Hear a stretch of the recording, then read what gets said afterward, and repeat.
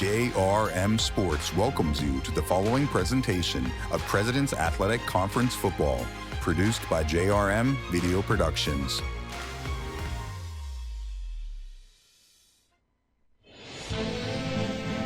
Welcome to downtown Washington here at Cameron Stadium, the site of today's President's Athletic Conference football game as the Waynesburg Yellow Jackets travel in to take on the Washington and Jefferson Presidents, all coming up next right here on the PAC Digital Network. Hello and welcome inside the broadcast booth alongside Damon McDermott. Jack Ridenauer here with you, and these are two teams that are going in polar opposite directions. W&J on a 4-game winning streak, controlling its destiny coming into today, but Waynesburg, Damon, has really struggled the last few weeks after starting 2-0. A great chance, though, for the Yellow Jackets to get back into the win column today. It would be one of those that would shock a lot of people, but as we know, in the pack, you never know what's going to happen. Waynesburg come out here for the first time in 10 years and upset W&J, and there's a lot of teams rooting for them because, like you said, they control their own destiny to go back-to-back, make a national appearance in the playoffs. Let's take a look at some of the keys to the game today for both sides. So the keys of the game here, first we'll start with Waynesburg on the away side today. They got to limit penalties. We talked about 61 penalties this year, in the top 10 in the nation. If you want to pull off an upset, you got to play discipline. They got to do that today and limit that passing attack. We're going to talk about John Peduzzi and Kellen Stahl a lot in this game, and Jacob McCosco. You got to do everything you can to slow down that passing attack. And for Washington and Jefferson, start out fast. You do not want an underdog to stay in the game as long as you can, because then you look and you go, oh my goodness, we're in a tight game here in the third or fourth quarter, and then you got to prevent turnovers. They had 8 turnovers in the last 3 games. I know you pass the ball a ton, but again, when you're playing an underdog, they make splash plays. They can stay in this game as long as possible. Presidents trying to stay perfect in PAC play. Stick with us. We've got kickoff coming up next right here in Washington. This fall, D3 College Football returns to KDKA Plus as we showcase matchups from across the President's Athletic Conference. The season kicks off with Washington and Jefferson facing Utica on September 6th at noon, only on KDKA Plus.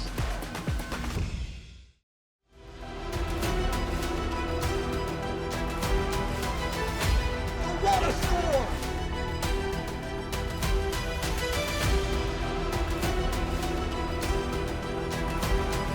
Runs his way into the end zone. He's off to the races to the 20, 15, 10, 5 into the end zone again.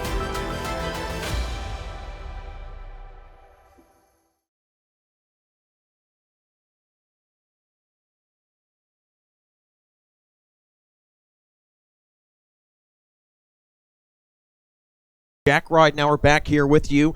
W&J elects to defer the second half kickoff, so the Waynesburg Yellow Jacket offense will get going to start things off. And Damon, we talked about how this Yellow Jackets team has struggled over the last few games, but coming into today, a good sign, getting a premier back in the lineup in Zane Cawley to get the run game going. And in a game like this, you want to control the ball as much as you can. You know, this dangerous Washington and Jefferson passing attack, if they can run the ball well to start off this game, control the game clock, that is going to be huge here for Waynesburg.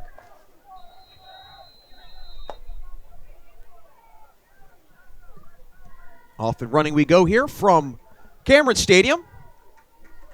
And the kick fielded in the end zone as Waynesburg will bring the ball out to the 25-yard line to set up the offense, led by sophomore quarterback Luke Hudson, who has at times this year, Damon, been a little turnover prone, but last week he was fairly efficient throwing the ball. He has been able to conjure up a lot of yards, though, 200-plus passing yards 3 separate times this year. Yeah, and he's a sophomore. He's learning. I think he is the future here for Waynesburg. He is going to have some turnover-worthy plays, but he's going to do a lot of great things in the offense as well. Yellow Jackets come in on a 3-game skid, trying to snap it here today. Started the season in the PAC 2-0 before running into this 3-game skid. Give on the ground and a good run already to the outside. And a massive first down pickup as Carson Shriver barrels his way forward and towards the 50-yard line. But it flagged back at the 30. And that's going to be unfortunate. We talked about the penalties. You got to limit them in this game. Right there, a little bit of a counter attack. They're out of shotgun. So that's when a lineman is going to reach across a lot of times, and he's going to get a holding penalty. That's exactly what happened. So big break to start here for Washington and Jefferson. That's tough for Shriver, who had a good bit of running room there. As it called back. You got to look out for him. 5'11", 205, more of a big back there, but showed some acceleration, and he's going to break a few tackles if you get him to that second level. 1st and 15. Shriver the back with Hudson.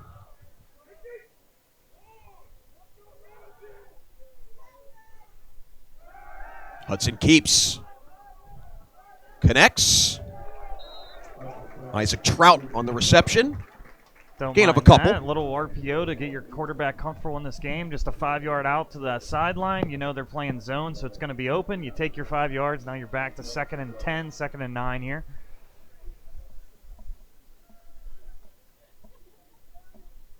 This Waynesburg offense at times has been impressive, more so on the ground. Again, Zane Cawley listed on the 2-deep as the starting back today, but he is yet to get a carry as Shriver still in the backfield.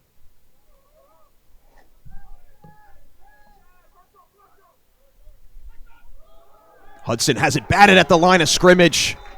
Massive coming in defensively for Joey Lacey, putting up 2 big hands.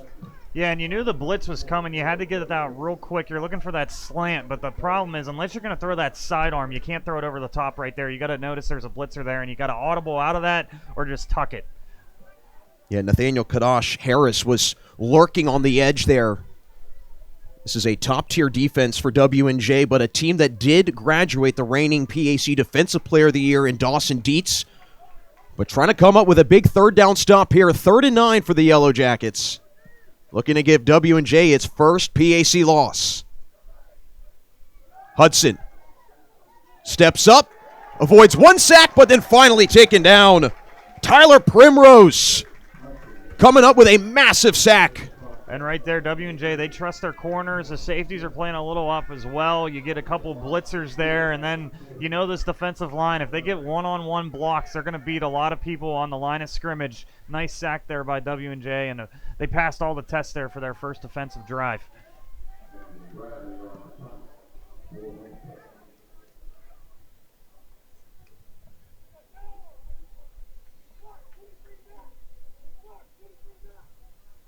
Now you got to hope, Jack. Good snap.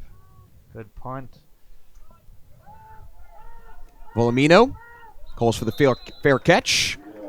A great spot, though, for the President's offense to start here. A dangerous offense that if you give them good field position like you do right now, they're going to be starting off at the 43-yard line. I mean, 57 yards is nothing for this offense. As Jack will get into how dangerous they've been all year. This passing attack when you got 2 senior receivers on the outside with McCosco and Peduzzi, and then you have a guy that has been sitting for a while, Kellen Stahl, that I got to see a game earlier this year at Grove City. He's really impressed me. He's growing every single week, and it looks like they're priming for a playoff berth if they keep on winning these games, but don't want to get too ahead of ourselves here. But, yeah, this is an offense that will be exciting all day long for sure. It's a President's offense that ranks tops in the conference in numerous categories. And that good field position, as you can hear our ref today, 15-yard penalty block on the back, so this one's going to start all the way back at the 27-yard line, 28-yard line.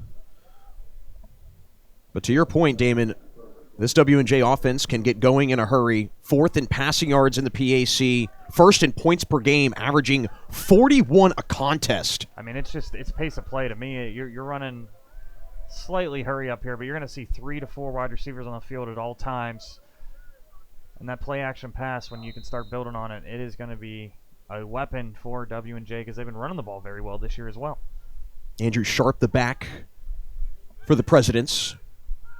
Stahl fakes the handoff over the middle for Peduzzi. A big-time reception for the All-PAC receiver and a huge sign for the Presidents, who graduated a lot offensively, but having Peduzzi back in the fold. And what's crazy is when Peduzzi, they start saying, oh, we're going to double-team him, you got McCosco on the other side. These two have been dangerous all year long. Stahl keeps. Now for Drew May, picks up a 1st down. And into Yellow Jacket territory. 2 quick plays, Damon, and the President's moving quickly. So we talked about ruining your field position with that block in the back, but they're already across midfield. 2 really nice designed passes. They talk about how it's basketball on turf pretty much. You work matchups, you get people open, 2 quick plays, 2 positive plays for Washington Jefferson. Peduzzi again, acrobatic catch, keeps the legs moving into the red zone. And the Presidents, one of the best red zone offenses in the conference, first in red zone touchdowns, have a prime chance to get on the board first. 1st and 10 for W&J, looking to stay perfect in PAC play. Carrying a 4-game winning streak into this afternoon. Stahl drops back, fires, reeled in. Peduzzi with a touchdown. Presidents strike first. And what a throw by Stahl. It looked like, hey, we know a matchup we really like in this game. It's going to be Peduzzi on that right side. You just throw a 9 right across the sideline right there. You get him in the back of the end zone. What ball placement. And when you got a guy like that that attacks the ball in the air, it's an easy score, pitch and catch. It's almost like a screen pass, but it's 30 yards down the field. On for the point after is Devin Wyant, the All-PAC honorable mention pick from a year ago. As John Peduzzi continues to add to his historic run here in Washington. Kick is up and good. 7-0 start for W&J. Presidents rolling, showing off that offensive muscle. And now for the Yellow Jackets having to quickly course correct and get going defensively. It's a defense, or an offense, I should say, in Waynesburg that ranks 7th in the 11-team conference in points, Damon. And at times, it has been hard for the Yellow Jackets to get going. But again, you go back to the first 2 weeks in PAC play, Waynesburg started the season 2-0, and everyone's probably sitting there thinking, look what the Yellow Jackets are doing. Yeah, and to me, in those first couple weeks, you didn't see as many penalties. You're not slowing down your offense. We saw in that first drive, you get a really nice 15-yard run to start the game off, but you have a holding penalty. To me, it's all about you got to play one play at a time. I know you're playing against a favorite in W&J. You're thinking about, oh, they just scored, we're already down. But to me, it's every drive. You have to start out on first down, get 5, 6, 7 yards, and you go from there. Limit those penalties. Start off strong if you're Waynesburg here, and just learn from your mistakes from that first drive. And that was a fast first drive for W&J. 4 plays, not even a minute and a half in, and a touchdown is scored.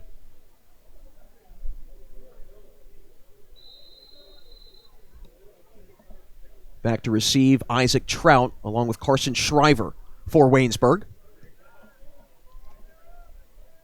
Big blast by Liam Campbell. Fielded by Trout. Chopped down at the 20. Big time stop by W&J special teams.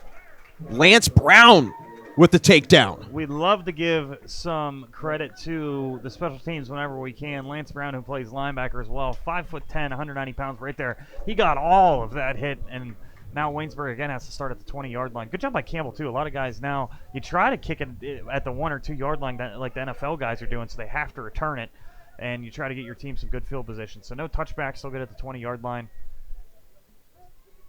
So it's still Carson Shriver in the backfield. Again, Zane Cawley listed on the 2 deep as the starting back for the Yellow Jackets, yet to get a carry. Shriver stuffed. Met at the line of scrimmage, a gain of 1 on the forward progress. But reason it's so important for the Yellow Jackets to get Zane Cawley back, Damon, reigning rushing champ from last year in yards, an All-PAC pick, and someone that has been a huge piece for the Yellow Jackets. And to me, it might have been some gamesmanship. You know, you say, oh, he's pretty much healthy. He can come out here. He's warming up, but he might still need another week or 2 to get going here. And now as you get deeper into the regular season, do you risk him getting hurt again? That's a big thing as well. 2nd and 9. Shriver again. Stuffed again. Massive stop by Antoine Smith, who has been a huge bright spot defensively for the Presidents. Yeah, you're going to hear his name a lot today, and to me, he is so aggressive at all times. He is tacking in the backfield, head down, does a really good job for Washington and Jefferson, and this is going to be the struggle for Waynesburg. If that running attack does not get going, then you have to start throwing the ball all over the place, and we already talked about how dangerous these defensive backs are for Washington and Jefferson. Yeah, Luke Hudson for Waynesburg. Just 2 passing attempts thus far. Again, you go back to the first play of the game. Shriver had a huge first down pickup, but was eventually called back, and Waynesburg has been trying to pick up the pieces since. Hudson pressured. Smith all over him. Over the middle. Good catch. Caught. Tremendous job by Dagan Williams.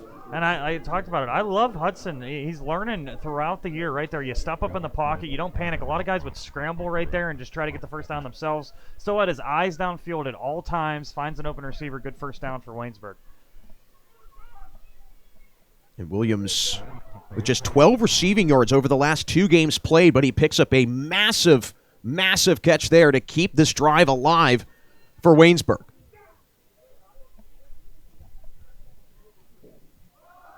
Caden Ebron weaves, gain of 1. He's seen his time also increase with Cawley being out of the lineup. And last week, Ebron had a tremendous day on the ground against Geneva. 10 carries, 116 yards, and a score. Might be a little tougher here today. Averaging 16 yards a carry last week. But again, I wouldn't abandon this run game just yet. A lot of teams, you panic early when you're not getting 4 or 5 yards a carry. You still want to make W&J guess at all times. You don't want to be throwing the ball on every single down. Mutwali Stewart now the running back for the Yellow Jackets. 2nd and 9. Hudson fires and picked off. Volumino. Real estate in front. Follows blockers. Flag comes in late, but one of the best D-backs in the country shows it off with another interception. What great defensive backs do when the ball's in the air, you turn into a receiver. You see Hayes head tapping because right there, he pretty much played receiver right there. Lost the wide receiver. You make a play on the ball. You get excited for a play like that. Nice return as well. We'll see what this penalty is. Probably going to be holding or a block on the back for W&J, but there's that splash play we were talking about, and it's going to be a block on the back. But what an interception for W&J early in this ball game. Well, you mentioned it early at the top of the broadcast, Damon. Waynesburg limiting some of the penalties, but it's W&J to start that's been hit with 2 penalties early, both on special teams.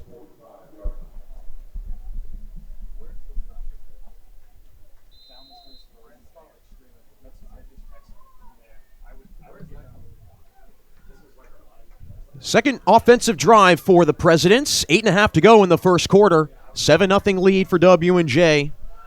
Trying to pick up a 5th straight win, riding high over the last few weeks. Now under the direction of starting quarterback Kellen Stahl. Handoff to DeRosa. Looks for a lane. Gets inside of Waynesburg territory.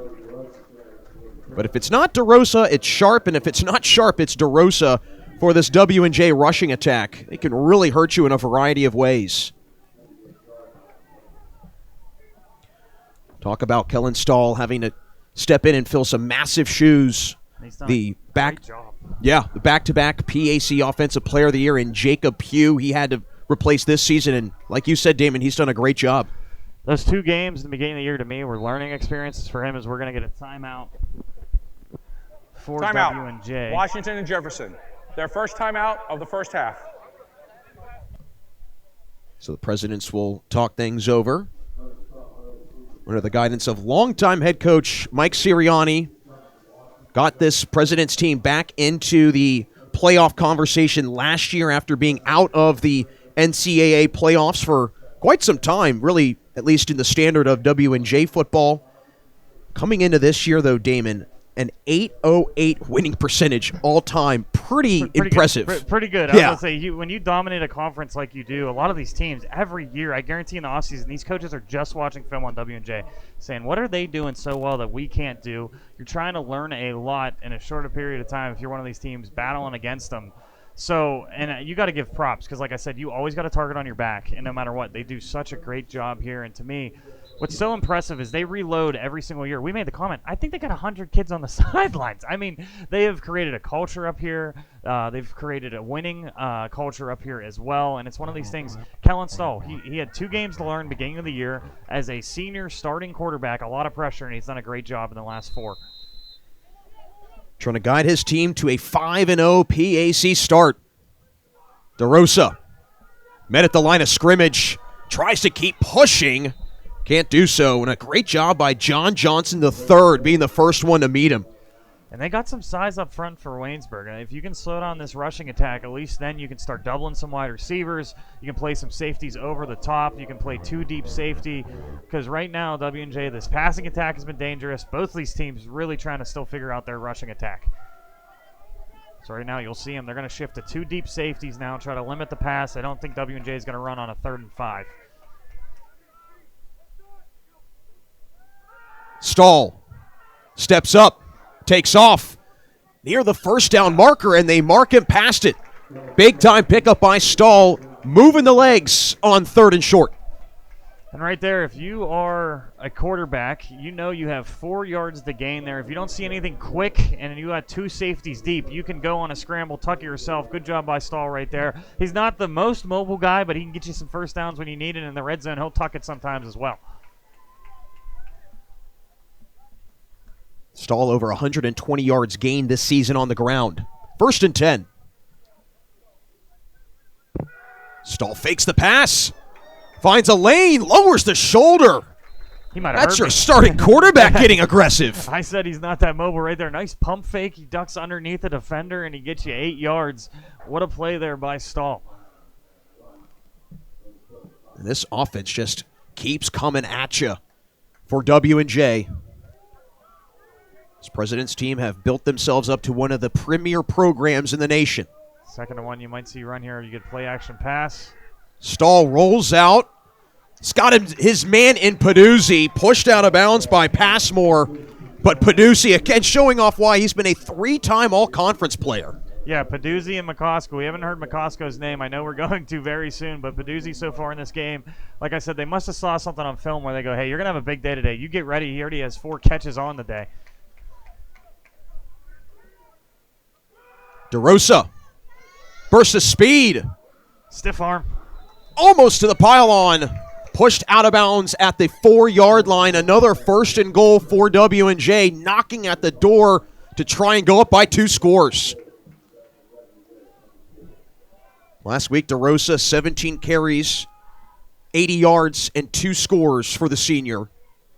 Trying to build off of his all-PAC season he had a year ago. And that's what's so frustrating in this offense. You say, all right, we got to defend the pass. And they go, oh, we can run the ball too. I mean, they are just a well-oiled machine right now, and now they're in the red zone. DeRosa pumps forward. Touchdown. W&J strikes again. And what's so encouraging for W&J, they're getting a push up front now with that rushing attack. And now when you have your rushing attack going and you're passing the ball well, you just don't know how you can stop this team. 2 drives, 2 touchdowns. They're doing everything right so far in this home conference game. Devin Wyatt on for the point after to put this one up as a 14-0 lead. It's another short drive to a 3-minute march down to a touchdown for W&J. Flag comes before the kick. Some movement on Waynesburg's side.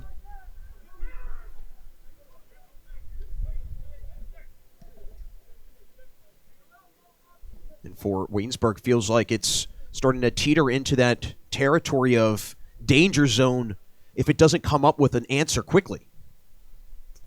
Yeah, it's one of those games you can't get it away from you this fast, or this offense. They're just going to keep rolling. I mean, this is why they average over 40 points a game in conference a lot of the times. Fraction against the receiving team, number 94, was in the neutral zone, causing the offense to move. That penalty is going to be declined. We'll retry the down. So they'll redo the extra point after the penalty against Waynesburg.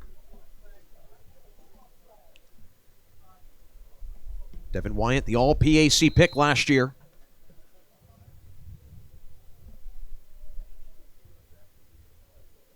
They might have done it again. They almost did. They're just going to let it go. He gets the extra point. I think there was some movement again. But we're okay. Yeah, I thought I saw another flag on the field, but as we're going to stay in here, you can see, I said the atmosphere here is awesome. W&J is traveling well at almost every single game, or traveling well. You're at home today. And again, you have this winning culture for W&J. You got a nice crowd on hand. With me and you joked. I mean, they have 3 sporting events of their own going on today. You got big college football across the country, but W&J always packs the house. And again, you got to be pretty happy on the year so far, Jack. You're undefeated in the PAC, and it looks like they're going to control their own destiny. Yeah, it's always a good position to be in when you can control your own destiny. And this W&J football program, and we've mentioned it, how historic it has been. Obviously, Coach Sirianni has elevated it to a totally different level. And just at least in the microcosm of this head-to-head matchup between W&J and Waynesburg, this is a meeting that goes all the way back to the late 1890s. That's how long these two have been going at it. Yeah, it is amazing, the tradition of a lot of these rivalries here in the PAC conference, which makes it always fun. Because, I mean, you have alumni talking about games that happened 40, 50 years ago. Right now, W&J leads the all-time series. Listen to this, 48-4. Trout sifts through. Eventually table-topped by W&J's Braylon Harrison. Some more conference or matchup history here, Jack. You have W&J leads the all-time series 48-4, has won 20 of the last 21 meetings. You said 1897 was the first. Last year, W&J won 55-16 at Waynesburg. The last win for the Yellow Jackets was 11 years ago in overtime, 31-28. And their last win in Washington here, 1954. When I saw that, I thought about looking up the average price of gas in 1954, but I ran out of time, so I didn't get to it. Anyways. Or rent. Or rent, that too. Average cost of a home, sure.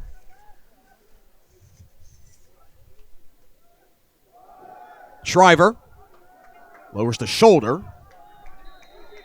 And a short gain. I said Shriver, no matter what the score is, that guy, you do not like tackling him at 5'11", 210. And I like that first run when they did that misdirection little counter.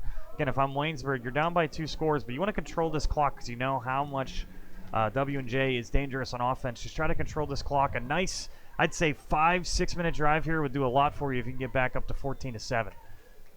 Yellow Jackets looking for some points, trying to hand W&J its first PAC loss of the year.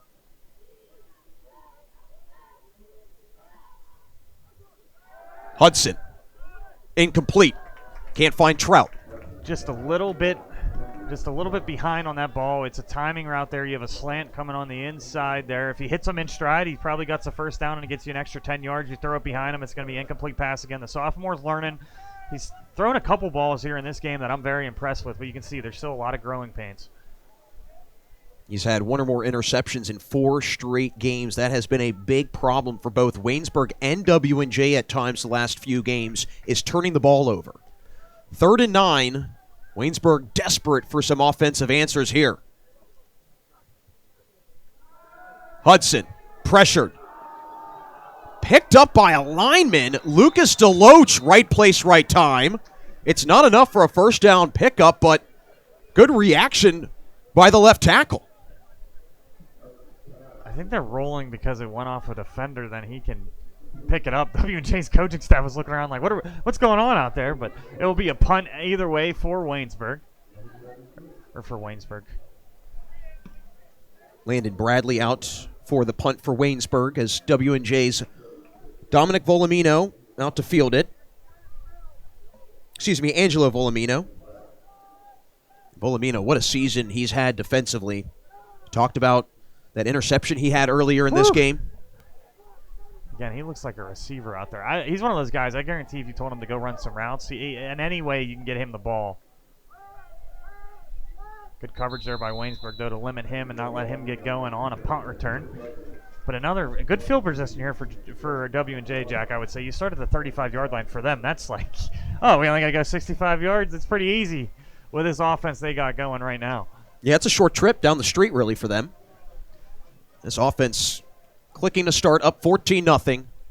So impressive. I told you I did the Grove City game earlier in the year, and there was a lot of talk. Maybe Grove City's now one of the dominant teams in this conference, which they are. They're 3-1 on the year, but there was a lot of talk on that game. Grove City finally figured out Washington and Jefferson, and I went to that game expecting Grove City. They sold out. They had a whiteout, all this energy, and Washington Jefferson was 0-2, but they were super calm, and they go right into that game and just dominate.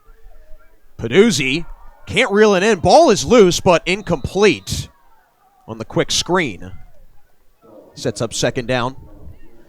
Yeah, that was a 34-14 win for W&J against Grove City. After that, 70-13 against Hiram, 24-7 against Westminster, and last week, 56-10 against St. Vincent. They're averaging over 50 points in conference right now. It is unbelievable. And Grove City's a very good team. They beat a number 14 ranked Cortland in the beginning of the year. McCosco, his first catch of the day. Lots of space in front. Keeps moving. Tumbles down inside the 40. And the all-PAC receiver showing it off. And that's the problem. We've been talking about Peduzzi all in this game, so now he's getting a little bit of extra attention. And you got to say, oh, my goodness, there's still McCosco on the field as well. Right there, you give him like a 15-yard post, and he makes it work. Stall. Caught.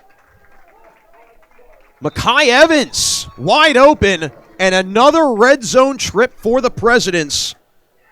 Evans has not played since October 11th, but he is quickly coming to the stat sheet here.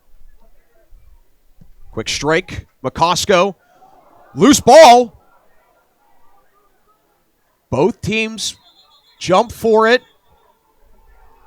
and it's Waynesburg's ball. That's the splash plays you need if you're Waynesburg. McCosco there got a little bit greedy, tried to stiff arm a defender, and you'll see he gets a shot here that you are going to see from Waynesburg. Does a great job to pursuit and hit McCosco.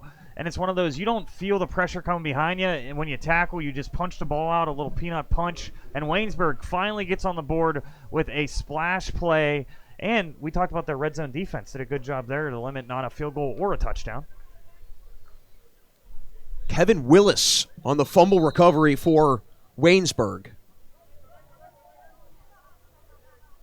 Willis with his first fumble recovery of the season.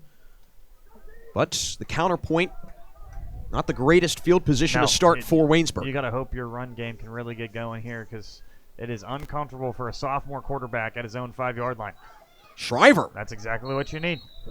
Somersaults ahead. And a good start on that first play on first down that Waynesburg got more than a yard or two. That's what I mean. I think Shriver is a good back. You just got to give him a little bit of space. He can't be breaking tackles in the backfield. Just let him get to that second level. He's a powerful runner. He's going to fall forward to get you 2, 3, 4 yards every play. Rushed for over 3,700 yards in his high school career to lead his high school all time. 2nd and 4. Shriver. Good stop by Joey Lacey. We got some physical play from these wide receivers for Waynesburg. Just saw a little tussle right there. The ref's telling both sides, hey, let's calm it down a little bit. Sideline warning, Waynesburg. There you go, there's the warning. It's their first of the game. It's 3rd down. I'm sure some frustration showing, too, for Waynesburg. Trailing 14-0.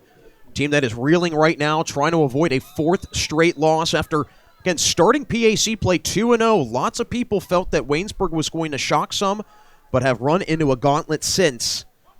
Have run into Allegheny, Grove City, and Geneva over those 3 games. Geneva's been the surprise in the conference this year. A really good team as well. Grove City, always a good team in the PAC.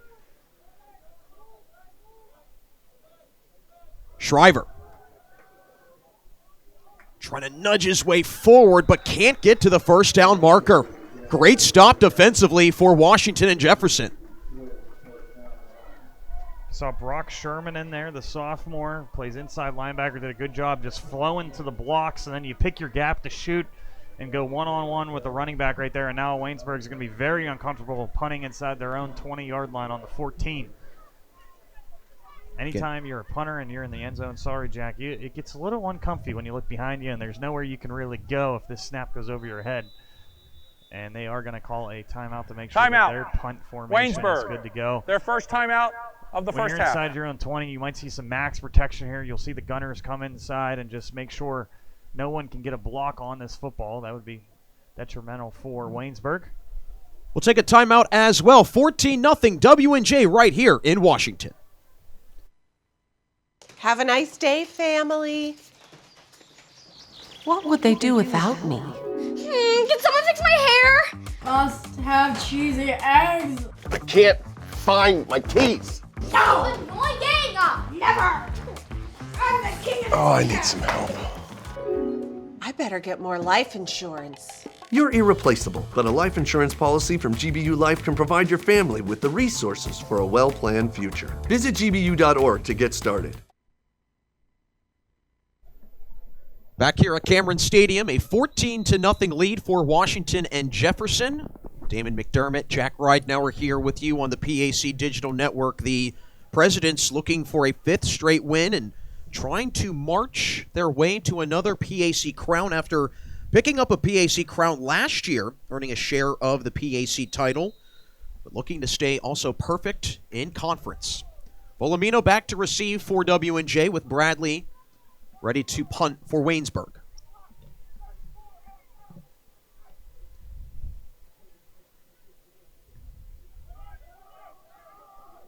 Volumino elects to take it, but great coverage from Waynesburg, in particular from Precious Janemwa. Make sure that Volumino does not escape forward. Always love the special teams plays right there. You do not want to give W&J any better a field position. They are going to start inside the 50-yard line, and right now you have Stahl coming back here, 8 for 9, 88.9% completion percentage, 145 yards and 1 TD. Jack, they've made it look very easy so far in this game, and I am very impressed. We've talked about it. They call it basketball on turf. It's all about playing matchups, making sure someone gets open, and a lot of these times these wide receivers are very talented, but this scheme, somebody is running wide open at all times. And with 42 seconds, plenty of time for this offense to score. DeRosa finds a lane. Ooh. Took a shot.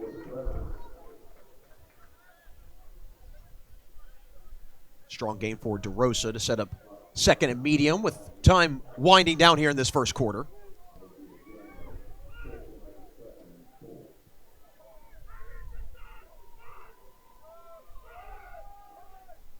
DeRosa pivots, tries to escape and squirms forward.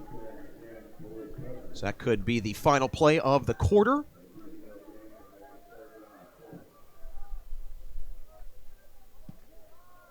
And that looks to be the end of the first quarter. 14-0 W&J as the Presidents trying to stay perfect in PAC play. Stick with us. Second quarter next in Washington.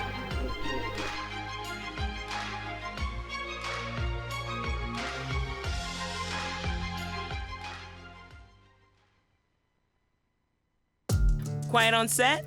No way. This is Jake's time to shine, and Ryan's, and our crew. Cameras, check. Drones, check. Checking that shot we just checked? Double check. We ain't got time to chill. We're out here capturing this action. This is when we get to work, to bring you every moment live, no matter what. Broadcasting changes everything. Transform how you experience the game with JRM Video Production. Stay connected with all the action. Follow JRM Sports on X, Instagram, and YouTube. Get the latest highlights, exclusive content, and behind-the-scenes moments from your favorite sports. Don't miss a second. Follow us today. First quarter in the books. We go to the second stanza here at Cameron Stadium. Damon McDermott, Jack Ridenauer here with you. A 14-0 lead for W&J. Kellen Stahl with a passing touchdown to John Peduzzi. And then Kobe DeRosa also punching in a score on the ground for the Presidents. Looking to stay perfect in PAC play after today. DeRosa right up the gut, lowers the shoulder. Oh my, huge gain to keep the chains churning into Yellow Jacket territory. What a job right there. Lower the shoulder. You say, hey, if you're going to let me get to the second or third level, safety one-on-one, I'm going to run him over. Again, this passing attack and this running game is going on all cylinders. Now he's switching fields. DeRosa, cutback, lane, flag flies. I think it's going to be on Waynesburg. A touchdown for DeRosa. Flag does come. We'll see what the penalty is. But the President's running back, relentless on the ground. He cut me off. I was going to give him compliments for the truck, but then you get the misdirection right there. And again, we talked about this rushing attack when it gets going. But what a job by him. You see here, there's nothing on that left side. He says, oh, I got to have a cutback lane right here, a little Le'Veon Bell-esque. Then he take it to the outside. Look at that downfield blocking, too, by McCosco and Peduzzi. You think about wide receivers, they just want to catch the football right there. They do a really good job blocking downfield. But this, it is holding. So I thought it was a personal foul. So it's going to be a replay of the down as we can hear our white hat right there. I honestly thought it was a Waynesburg personal foul, but there was a hold, and that's what made that player then have the personal foul. So we are going to go back. It's not going to be a touchdown for Washington and Jefferson. So that great run now gets X'd out, and W&J has a 1st and 10. And DeRosa comes out. In comes Andrew Sharp. And it's kind of been a split backfield for W&J this season. Sharp and DeRosa, 1A and 1B really as the running backs. I'd call them both starters for sure. They both are dangerous, play well off of each other. Sharp cuts in, small gain. As W&J continues to manufacture a beautiful drive. Team that is right now looking for an 11th straight win against Waynesburg. Have not lost in 10 years Timeout to the Yellow Jackets. on the field for an injured player to the defense. As there's an injured player on the field for Waynesburg.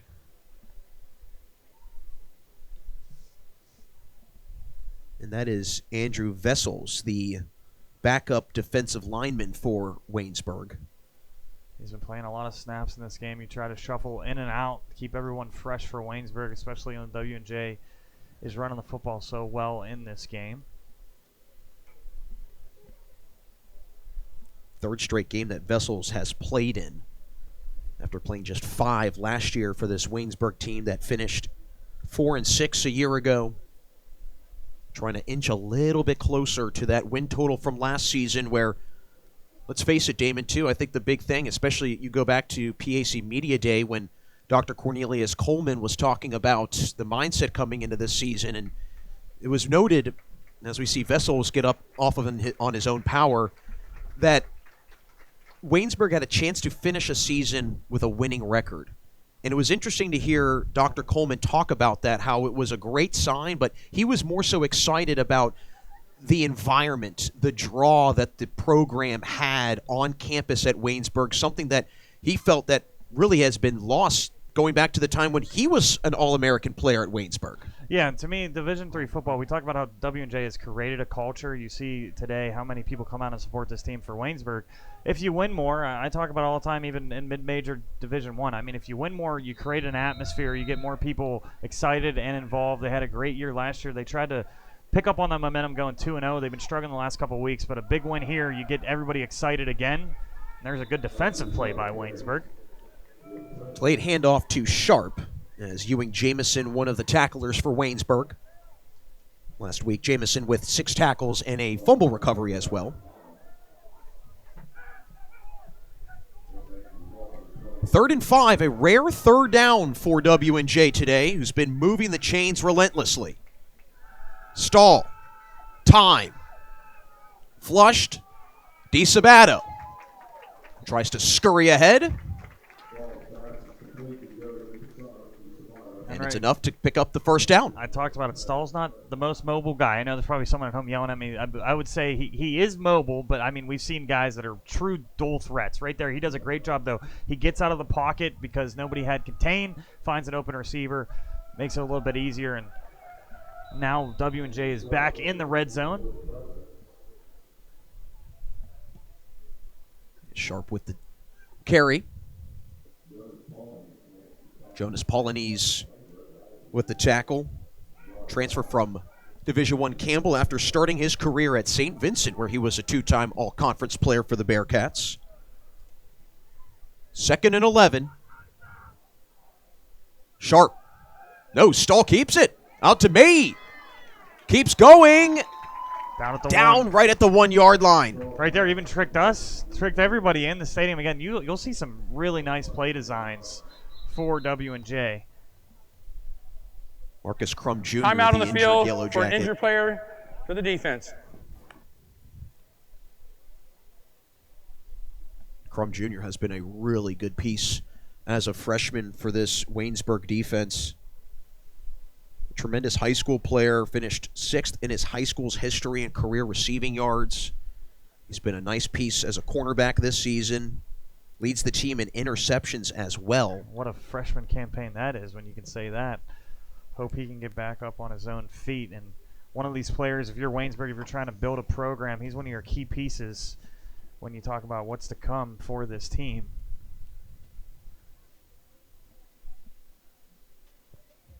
And right now for this Yellow Jackets team, just looking for something to stop the bleeding because W&J has grabbed the reins of this one and have not given up. Again, it was Kellen Stahl to John Peduzzi for a touchdown, and then Kobe DeRosa tacked on another score to keep it at 14-0 where we stand.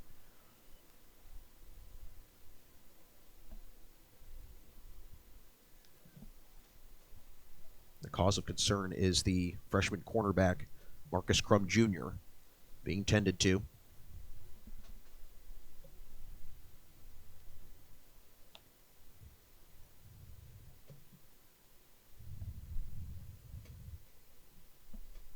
Right now, Damon, if you are Waynesburg, this feels like either a moment where you can go in one way or the other, kind of maybe a little bit of a crossroads in this game with especially W&J driving. They're driving. They're at the 1-yard line right there. You make a good play just to not let him in the end zone. But again, for W&J, when you're this close, what they've done so well this year is I was surprised Stahl has 10 touchdowns, and then they have so many rushing touchdowns with this 1A and 1B rushing attack. Again, as we wait on the injured player, as they're still checking on him as well, you hope he can get up on his own feet. And I mentioned that Crum's a freshman, and that was something that Dr. Cornelius Coleman was excited about, was that this year for Waynesburg, having a lot of experience. His first season at the helm 4 years ago, 8 seniors on the team. This year, 30 seniors. And so the fact that you have so many seniors on this team, but clearly some of the underclassmen have etched out roles. That's a great sign for the future at Waynesburg. Absolutely.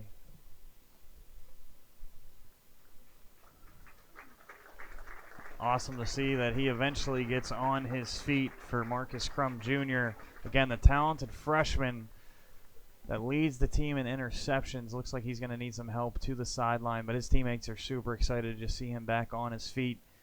Getting a hug there from one of his brothers on the defense, from Dacius Passmore. Looks like he's going to be able to get to the sideline. So again, we'll be thinking about Marcus Crum Jr. here. He made a couple good plays on the ball already in this game. One of the leaders on this defense already as a freshman. Not only the leader in interceptions, 5th on the team in tackles as well. So somewhat of a big piece now for Waynesburg out of the game. W&J trying to take advantage, lengthen this lead to a 3-score advantage and stay perfect in conference. Sharp met immediately. Tremendous stop by Paulinese again, showing off why he's been an all-conference player twice in the PAC. Yeah, right there. I love how aggressive he is at the line of scrimmage. You think he wouldn't be the one to make the play there, but he has so much speed on that right side. He gets in the backfield right away, sniffed out the play. 2nd and goal. Sharp. Met again. It's Ishak Adam, the team leader in sacks, with a great tackle to make this 3rd and goal. What I love seeing here, Paula Nice, again, is a safety. He's playing at the line of scrimmage. He's going whatever strong side he is. So they're giving him a little bit of extra attention. Then your D-line's getting in the backfield. If they can stop right here, it'd be a huge play for Waynesburg, and we do have an injured timeout player on the field. For an injured player to the offense after the ball was spotted. Also this will be a charge timeout to Washington and Jefferson. So both teams getting some injuries early. And we'll take a timeout for the injury. 11:33 to go. 3rd and goal for W&J, up by 14. At Laway, we understand the power of personalization. From hats to water bottles, our expert services include screen printing, embroidery, and a variety of promotional items. We also specialize in team sports gear.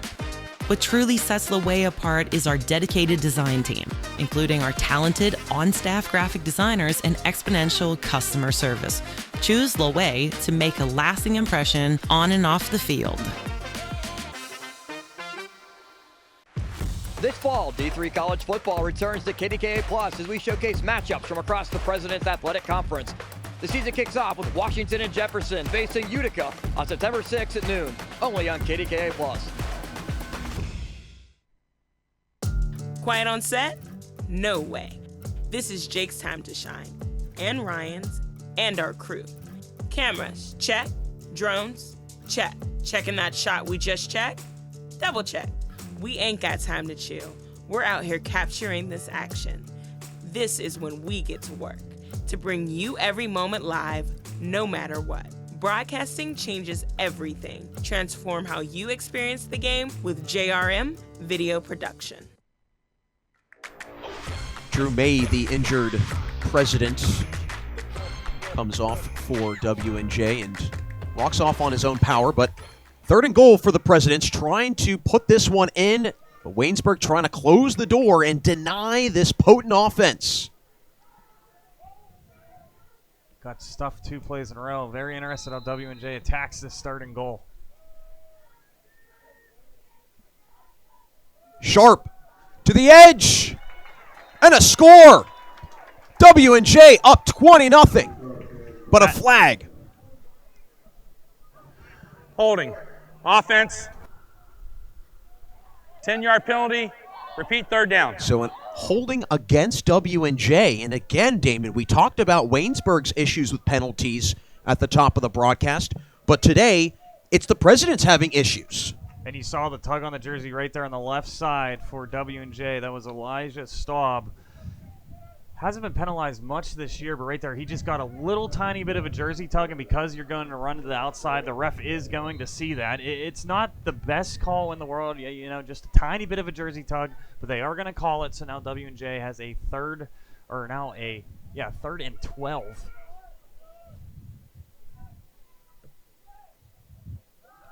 Stall. Fires, caught! DiSabato slips home! 20-0 W&J. It doesn't matter when you have this passing attack. It's almost like they were more comfortable, Jack, when you give them 12 yards, a little bit more breathing room to throw the football. Stahl does a great job in the red zone again. No turnovers. You find an open man. There's so much attention on McCosco, on Paduzzi. You find another man in the end zone. What a strike for Stahl right there. Great job by the offense again. And that is Joey DiSabato. He's a sophomore. He's going to have a lot of catches in the next couple years, I guarantee it. What a play by him, and now it is 20-0 W&J.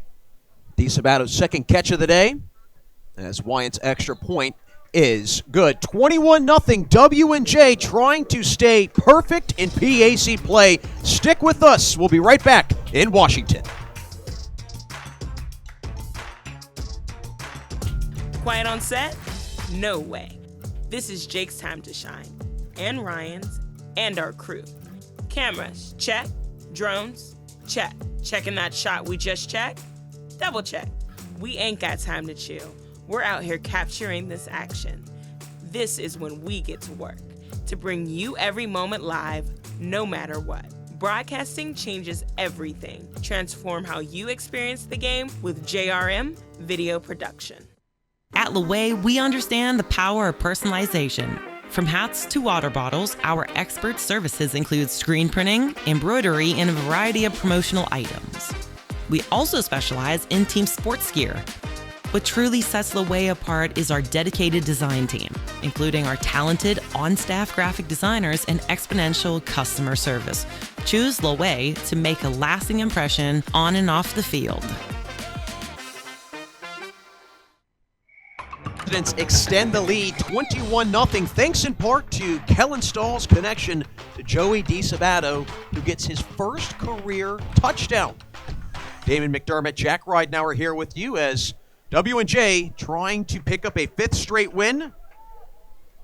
Fielded by Trout. Strong run, and arguably the best field position that Waynesburg has had all day today, Damon. Yeah, they've started on the 19-yard line, the 20. If you can just start a drive here. I know you're down by 21, but you're playing against yourselves right now. You want to get 4 to 5 yards a carry to start off this drive, and then you get Hudson a little bit more comfortable. But now you got a little bit better field position. You try to come out here and get something going on offense.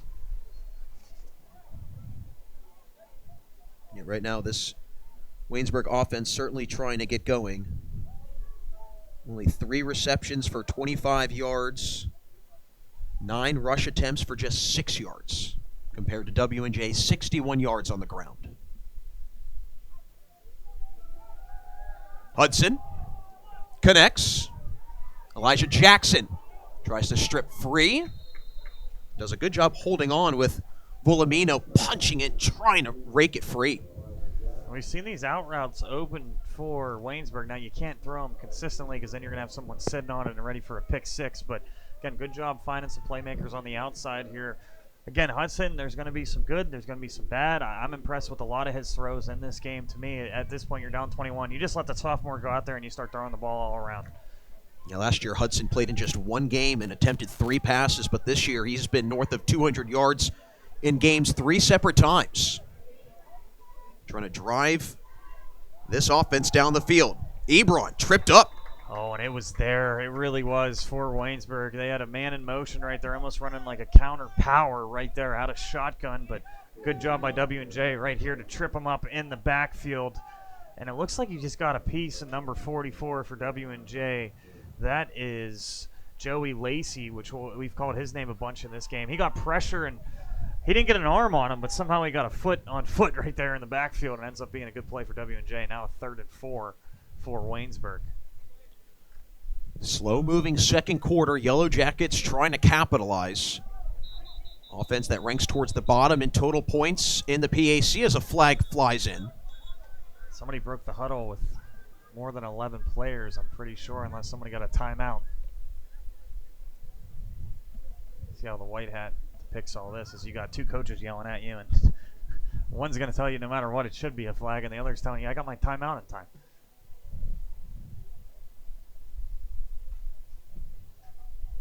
This is a big 3rd down. You'd hate for it to be 3rd and 9 if you are Waynesburg.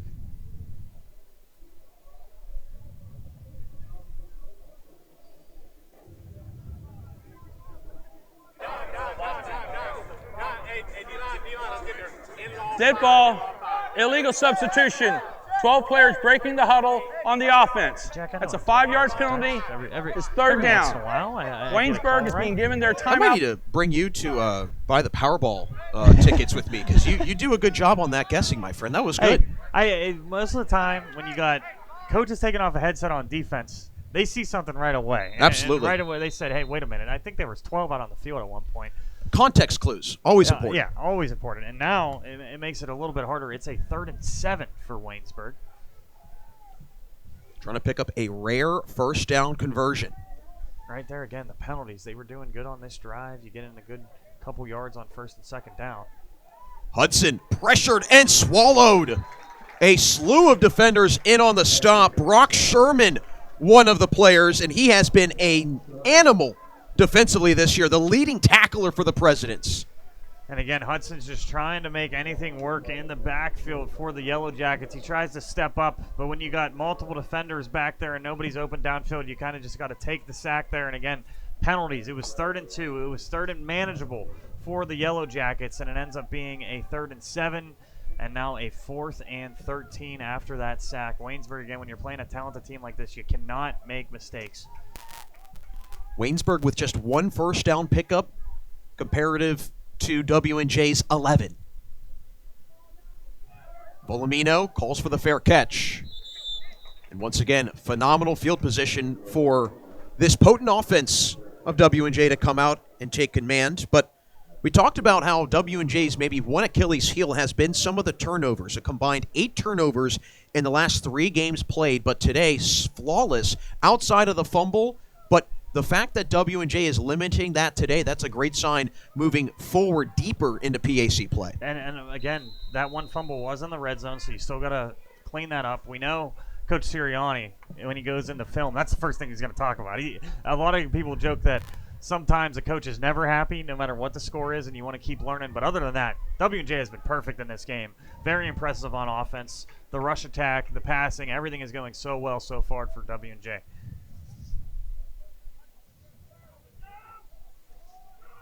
Pitch to DeRosa. Tries to dance around, can't do it.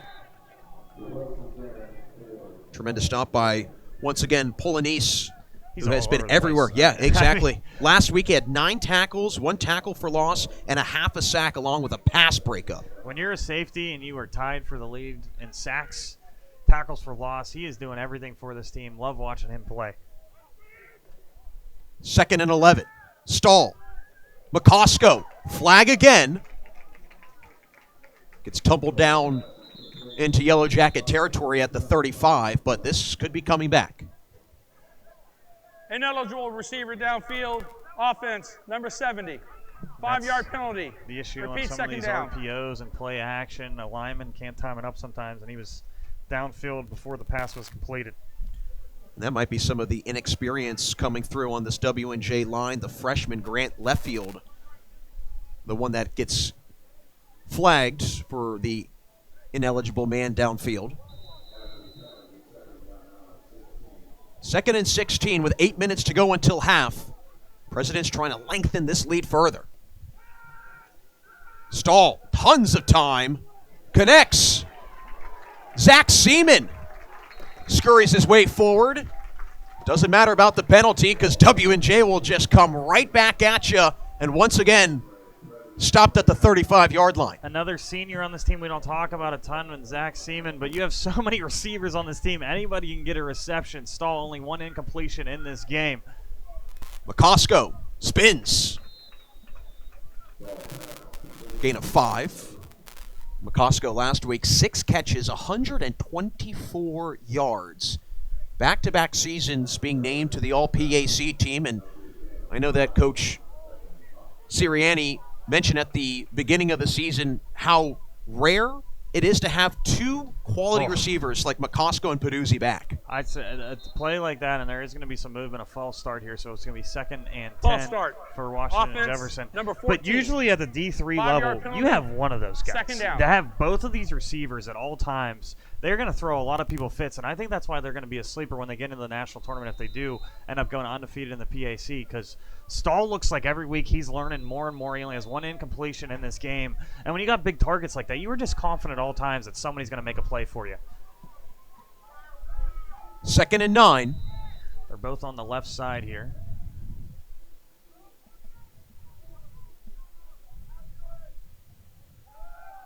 Stall fires, reeled in, and another flag comes in. Peduzzi on the reception. Might be a push-off, offensive pass interference.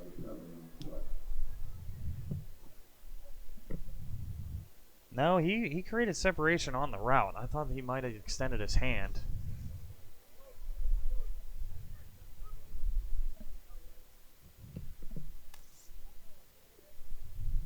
How about that when you're defense, number 14.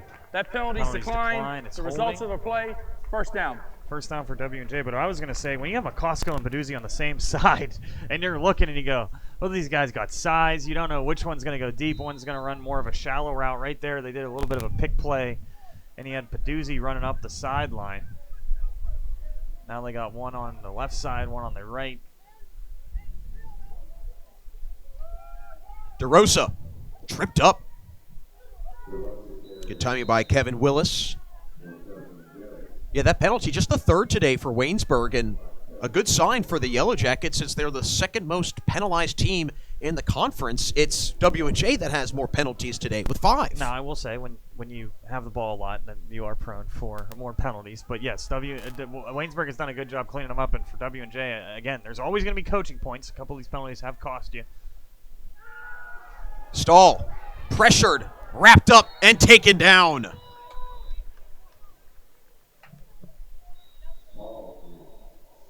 Massive sack by Tyler Curry coming in to take down Stall. We do have an injured Yellow Timeout Jacket on the field for an injury to a defensive player. Trying to get a number for you as well, Jack. I think that's number... That is... 7? Nope.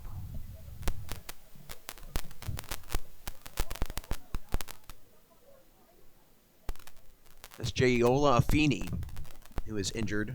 He's playing corner on that right side for McCosco, and he pulled up right away after McCosco was wide open deep there, and you saw he was injured right away, so we hope he can get up on his own feet as well.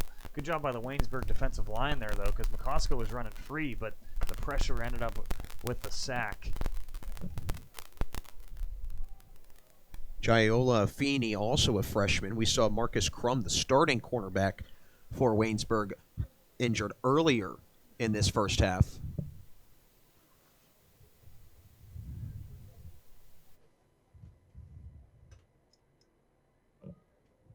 So with 5:50 to go in this first half, 3rd and 14 to come. He's back on his own feet as well. Looks like they took the shoe off momentarily to check up on his feet, but now you got to go real far in your depth chart here with your corners too. Already hurt in this game, Jack. Certainly a war of attrition, and I think one of the most striking things that Coach Sirianni said during media day was, if you're going to beat us, you're going to have to kill us. And so that tells me that when you go up against W&J, it's going to be a long day at the office with this aggressive team. And the pace of play. I mean, at all times, you got to be the most well-conditioned team. Stahl, tons of space. Seaman, first down and more inside the 5. And the number one offense in the conference continues to flex the muscle. They're going to get right back on the line of scrimmage. Stahl, again, only one incompletion in this game. Love how he steps up in the pocket right there, rifles the pass in for W&J. And, I mean, there's just been no mistakes so far in this passing attack. Stahl's going to be shaking his head. He has one incompletion. He's been almost perfect in this game. Seaman already surpassing his totals from last week. 2 catches, 24 yards today. 1 catch, 13 yards a week ago. First and goal. Fade. Touchdown, McCosco. He plays almost like a tight end with his size on the outside. You say, we're just going to run a jump ball for you. Corner of the end zone. Again, really nice placement from Stahl, but when you have a big guy like that, you are so confident throwing over his shoulder. He makes one quick move, gets to the outside, uses that leverage right here. You can see if you're going to press him, he's going to beat you with his feet. Got both feet in. Again, McCosco has been so impressive this year. Another great pitch and catch for Stahl to McCosco, and this team has been unstoppable in this game so far. Touchdown number 3 of the season for the preseason All-American. And Wyant's extra point is good to make this a 4-score lead for W&J. And I mentioned it when it was 14-0 Damon. That felt like it was danger zone for Waynesburg. Now this really feels like a nightmarish situation for the visitors. Yeah, and again, we talked about the all-time series. W&J has played very well against Waynesburg. It's just one of those teams. You have a run-heavy attack for Waynesburg. The biggest thing was you got to try to control the clock, get first downs, but you got to give props to Washington Jefferson's defense in this game for slowing that down. And then when you have a passing attack in this one for Washington and Jefferson where Stahl has not made one mistake in this game. He has one incompletion with these dangerous receivers, and we're seeing some other guys pitch in today. I mean, there's just so many guys. You can't double them all. And for W&J, they have been perfect. 28-0, 4:49 left to go in this first half. I told you, Jack, you haven't seen a Washington Jefferson game this year live. It is one of the most impressive offenses you'll see in Division III. Coach Sirianni does such a great job. Those 2 first weeks might have been some growing pains, but now I just do not see a team in the PAC being able to stop them. 302 yards of offense for W&J in this first half. Stahl 16 of 17, 246 for 3 scores. Waynesburg looking for some answers. Here's Isaac Trout. Accelerates, flag in the backfield. Trout makes a move and dragged down into W&J territory, but this could be coming back, and there does seem to be another injured Yellow Jacket.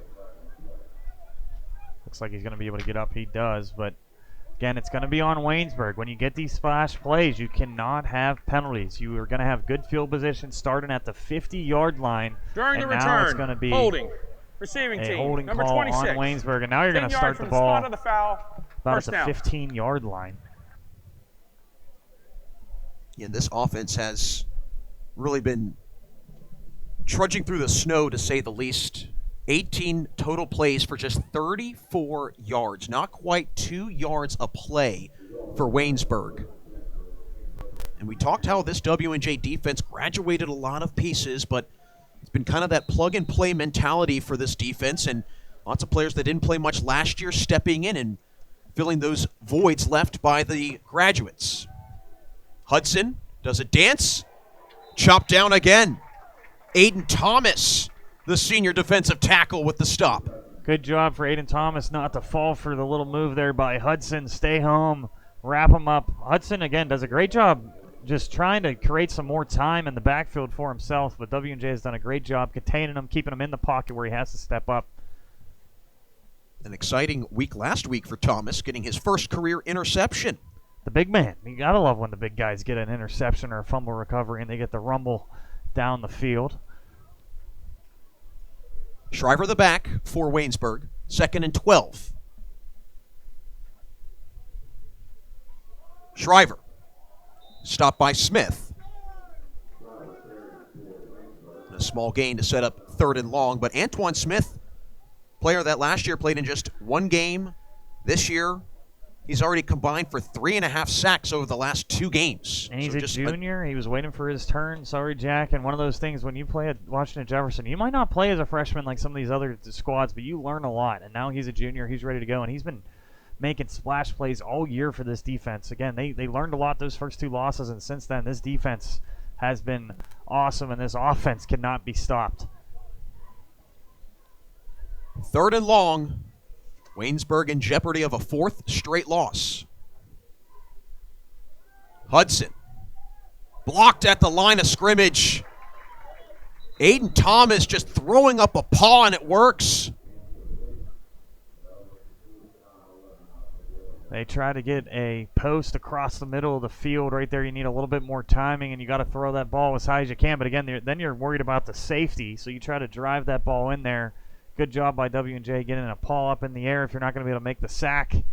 Now Waynesburg, again, you're punting inside your own 20-yard line again. And for W&J, they haven't had a long field this whole entire first half. And when you have a dangerous offense like this and you're inside the 50-yard line, it makes it pretty easy for Washington and Jefferson.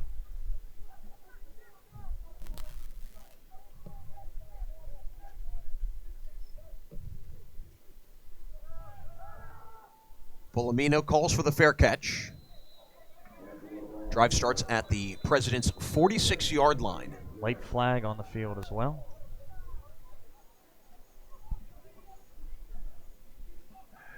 During the kick, holding, receiving team, number 30.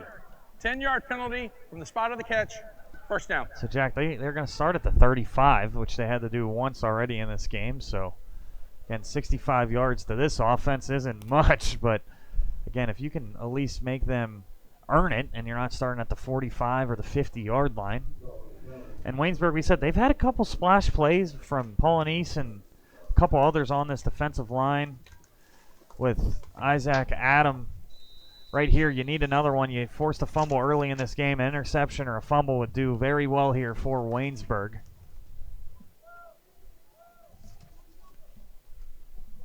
Either way, W&J starts this drive on its own 36 with less than 3 minutes till half. Stahl rolls out, does a dance. Pass is caught for a small gain by Luke Edwards.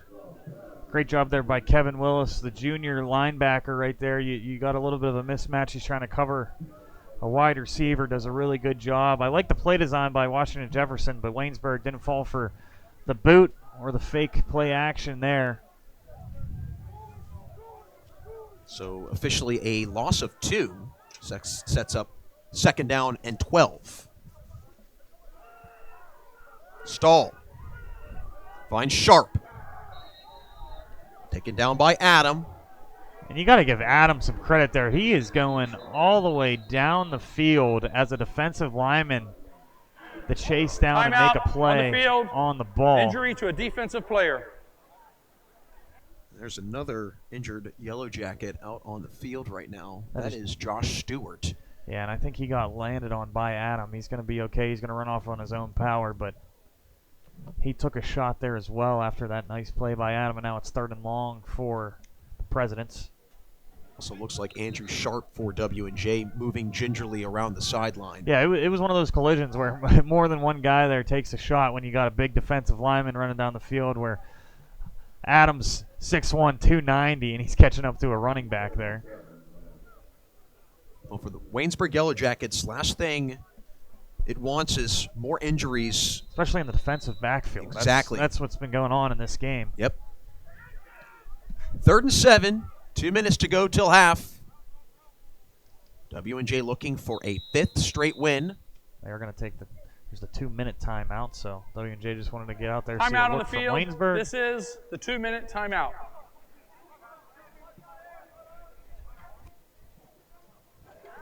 We'll take the 2-minute timeout as well. 28-0. W&J trying to protect home turf this Saturday. This fall, D3 college football returns to KDKA Plus as we showcase matchups from across the President's Athletic Conference. The season kicks off with Washington and Jefferson facing Utica on September 6th at noon, only on KDKA Plus. Stay connected with all the action. Follow JRM Sports on X, Instagram, and YouTube. Get the latest highlights, exclusive content, and behind-the-scenes moments from your favorite sports. Don't miss a second. Follow us today. Quiet on set? No way.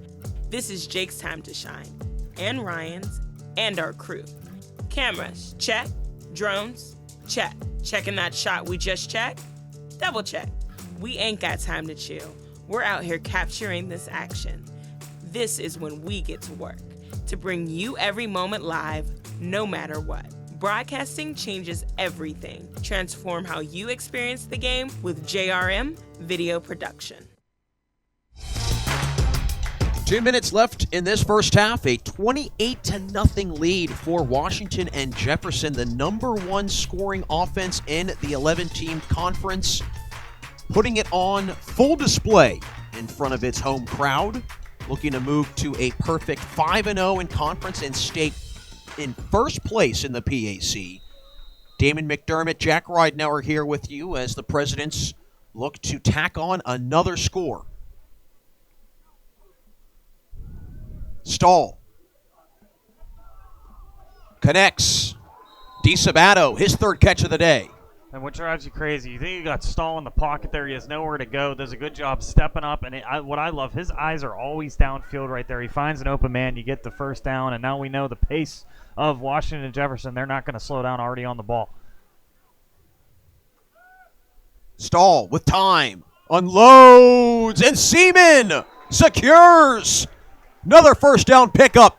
W&J keeps matriculating down the field. Great ball placement there again. You throw it on the outside shoulder so the sideline is your friend if you're a receiver. Just get 1 foot in there. Great job by Stahl stepping up in the pocket, rifling it in there, get 2 feet in. That's an NFL catch right there. Great job by Washington Jefferson again. DeRosa moves the pile. A good gain on the ground. And why not? When you can get up on the ball and call another play in 10 seconds, you can still have a rushing attack with only 1:20 to go in this second quarter. DeRosa, an all-PAC honorable mention pick last year. Stahl flings it downfield, and DeSabato hauls it in. Touchdown, W&J. What a catch. He was fighting off a corner right there. Looks like he got one hand on it. Catch through contact. What a ball again by Stahl. Right here you'll see the play action. Rolls out to his left. Throws this one high up in the air. DeSabato, great job with the focus right there. I think he got one hand on it, then gets that second hand on the football. What a pitch and catch. Again, Stahl has not thrown a bad pass in this game. It's been so impressive. Another score for the Presidents, now up 34-0. DeSabato, his 2nd touchdown of the day.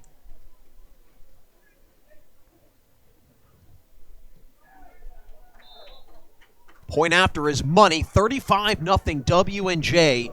And to build on your point, Damon, about Stahl, 21 of 22, 305 yards, 4 touchdowns. He's been sacked 1 time. His QBR is a 271.9. I thought it caps out. Yeah, I thought so too. That's astronomical. But again, it just builds on the point you made about Stahl's ability to move the ball downfield. His eyes are always downfield. And I think what's been so impressive is, again, he had to fill in size 15, 16 shoes left by Jake Pugh, who was a 2-time PAC Offensive Player of the Year. That's a massive black hole-sized void to try and fill. And it's one of those, when you come here and you're going to be the starting quarterback, there's a lot of pressure. People at home, when you talk about some of the most storied Division III football programs, W&J is one of those. And he sat for 3 years. He learned a lot. I mean, a ton. In this offense, too, it takes a year or two to really get comfortable. I said those first 2 games of the year, you thought, oh, maybe this is a down year for W&J. You have a quarterback that's never started before. But props to Stahl. He was our player of the game, our last broadcast when they were at Grove City. I got to interview him. He's just so excited to play football, and he's done such a good job, and he's been a senior leader for this team. So impressive for Stahl and the rest of this crew. Trout fields it again. Met by a slew of presidents at the 25-yard line. And, Jack, a lot of these passes. So another late flag comes out, and a couple players slow to get up for both sides. Jack, a lot of these passes aren't some that you would say, oh, they've been just easy. I mean, there are deep balls that are on the kicking team, outside 28, shoulder of a lot of these receivers. As it is a first down. Unnecessary roughness call. We've seen a lot of penalties on these kickoffs. But QBR, it might be an all-time record at this point. We're going at 217. I think also what stands out is what Coach Sirianni said during media day about Kellen Stahl. He could have been like a lot of players, jumped in the transfer portal, go and find a different situation somewhere else. Instead, stuck with it, rode it out, learned behind Pugh, and now he's got the keys to the offense that, again, is averaging 41 points per game. The defense trying to pitch a first-half shutout here with Waynesburg having a drive with 63 seconds. Shriver sees Part, barrels his way through. First down and more. And that's been the bright spot for Waynesburg. I really like how Shriver runs the football. Again, very physical player when he gets to that second, third level right here. You get him some room. You let him get some steam going down the field again. 210. Takes a shot right there. He's been the bright spot for Waynesburg. Would love to see him keep getting more carries in this second half.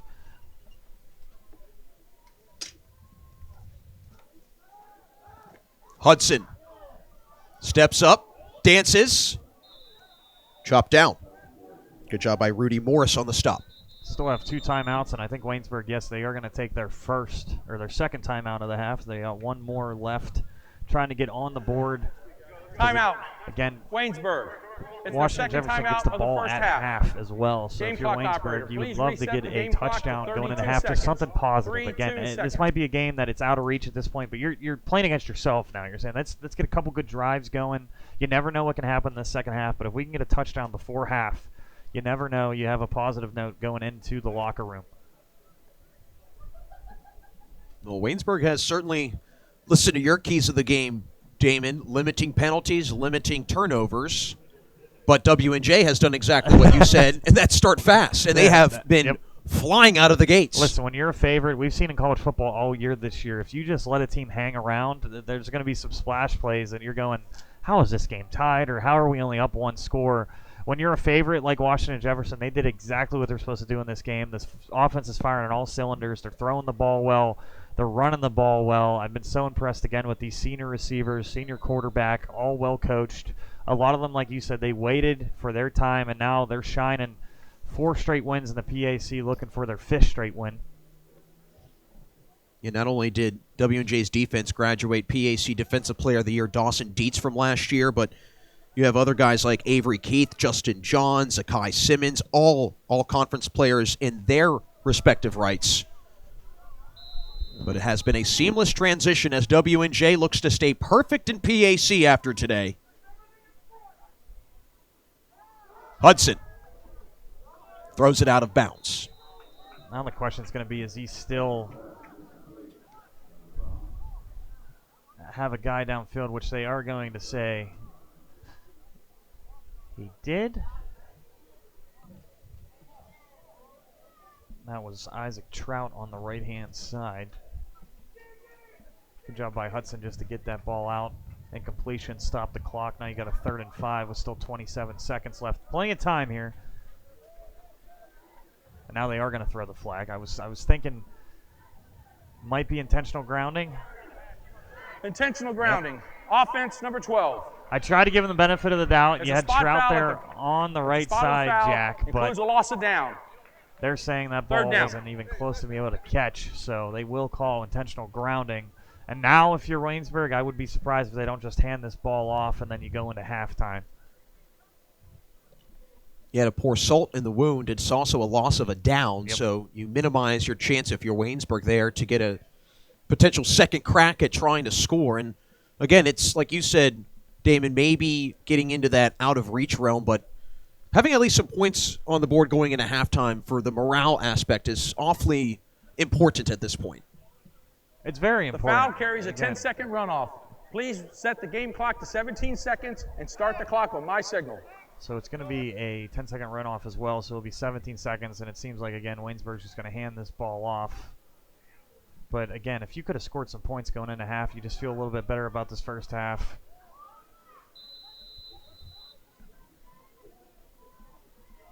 See if they even snap it. They don't have to.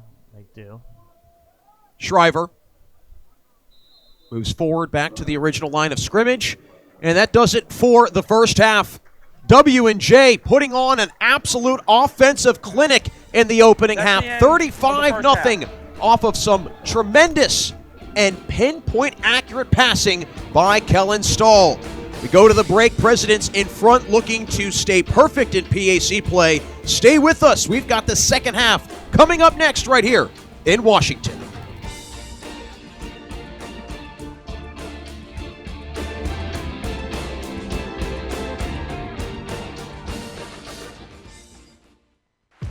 This fall, D3 college football returns to KDKA Plus as we showcase matchups from across the President's Athletic Conference. The season kicks off with Washington and Jefferson facing Utica on September 6th at noon, only on KDKA Plus. Have a nice day, family. What would they do without me? Can someone fix my hair? Must have cheesy eggs. I can't find my keys. No! Never! I'm the king of Oh, I need some help. I better get more life insurance. You're irreplaceable, but a life insurance policy from GBU Life can provide your family with the resources for a well-planned future. Visit gbu.org to get started. Quiet on set? No way. This is Jake's time to shine, and Ryan's, and our crew. Cameras, check. Drones, check. Checking that shot we just checked? Double check. We ain't got time to chill. We're out here capturing this action. This is when we get to work, to bring you every moment live, no matter what. Broadcasting changes everything. Transform how you experience the game with JRM Video Production. Stay connected with all the action. Follow JRM Sports on X, Instagram, and YouTube. Get the latest highlights, exclusive content, and behind-the-scenes moments from your favorite sports. Don't miss a second. Follow us today. At Laway, we understand the power of personalization. From hats to water bottles, our expert services include screen printing, embroidery, and a variety of promotional items. We also specialize in team sports gear. What truly sets Laway apart is our dedicated design team, including our talented on-staff graphic designers and exponential customer service. Choose Laway to make a lasting impression on and off the field.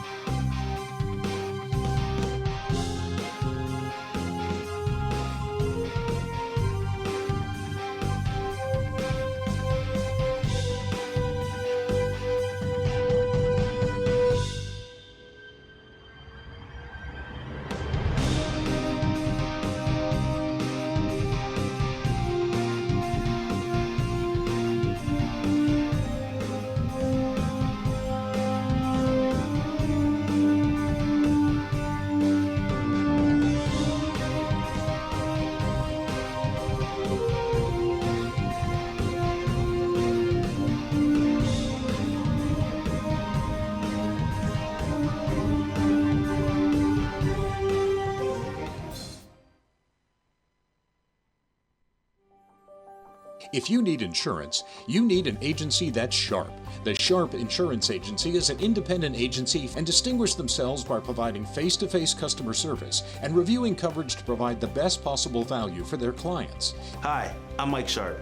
Lean on my years of experience in the Pittsburgh area to find you the best insurance coverage, because when insurance companies compete, you win. The Sharp Insurance Agency. Contact us today to have your personal or business insurance professionally reviewed.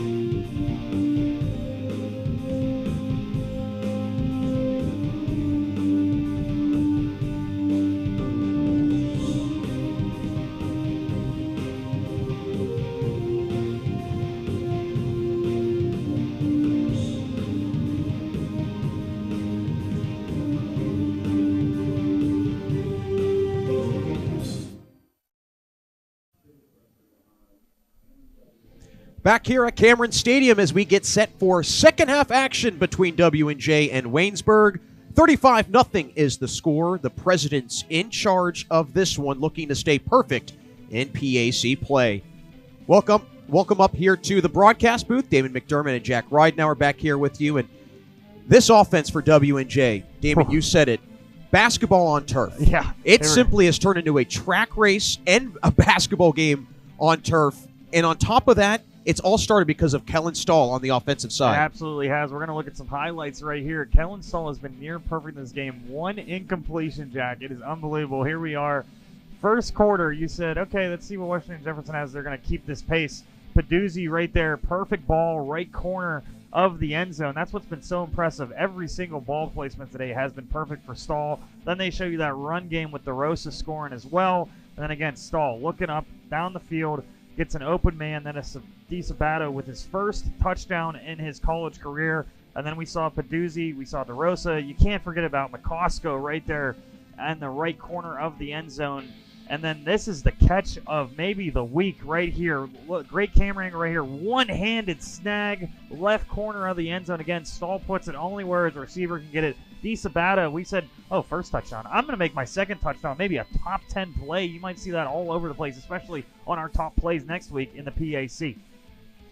And DiSabato last year played just 2 games. We mentioned it all throughout the first half, how this offense and defense, for that matter, for W&J graduated so many key pieces.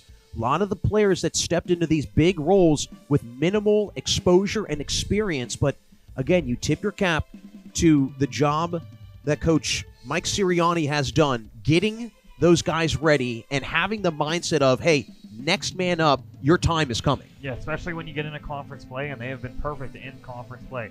Those first 2 out-of-conference games were learning experiences, and then these seniors, they were ready to go. Again, I keep talking about that Grove City game because I thought it was the turning point of the year. It was the game of the year in the PAC, the first game of the year.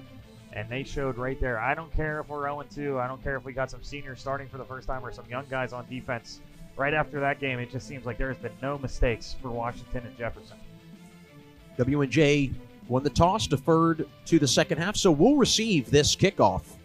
How important is it, Damon, for Waynesburg to get this first stop defensively? Again, mountain of a comeback for the Yellow Jackets to try and overcome, but have to take it one step at a time. Yeah, to me, again, everything's always going to be on film. You're going to watch it on Sunday morning, Monday morning, so why not? Even if you're down 35, make some splash plays. Make W&J punt the football a couple times.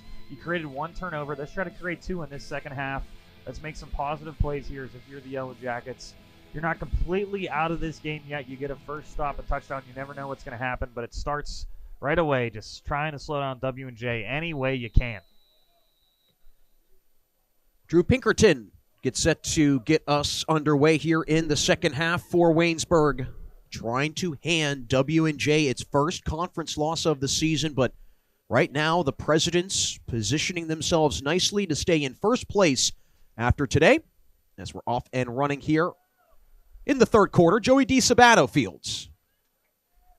Taken down fairly immediately, right around the 30-yard line, where the first offensive drive of the second half will start for W&J. The worst field position they've started with in this game at the 24-yard line.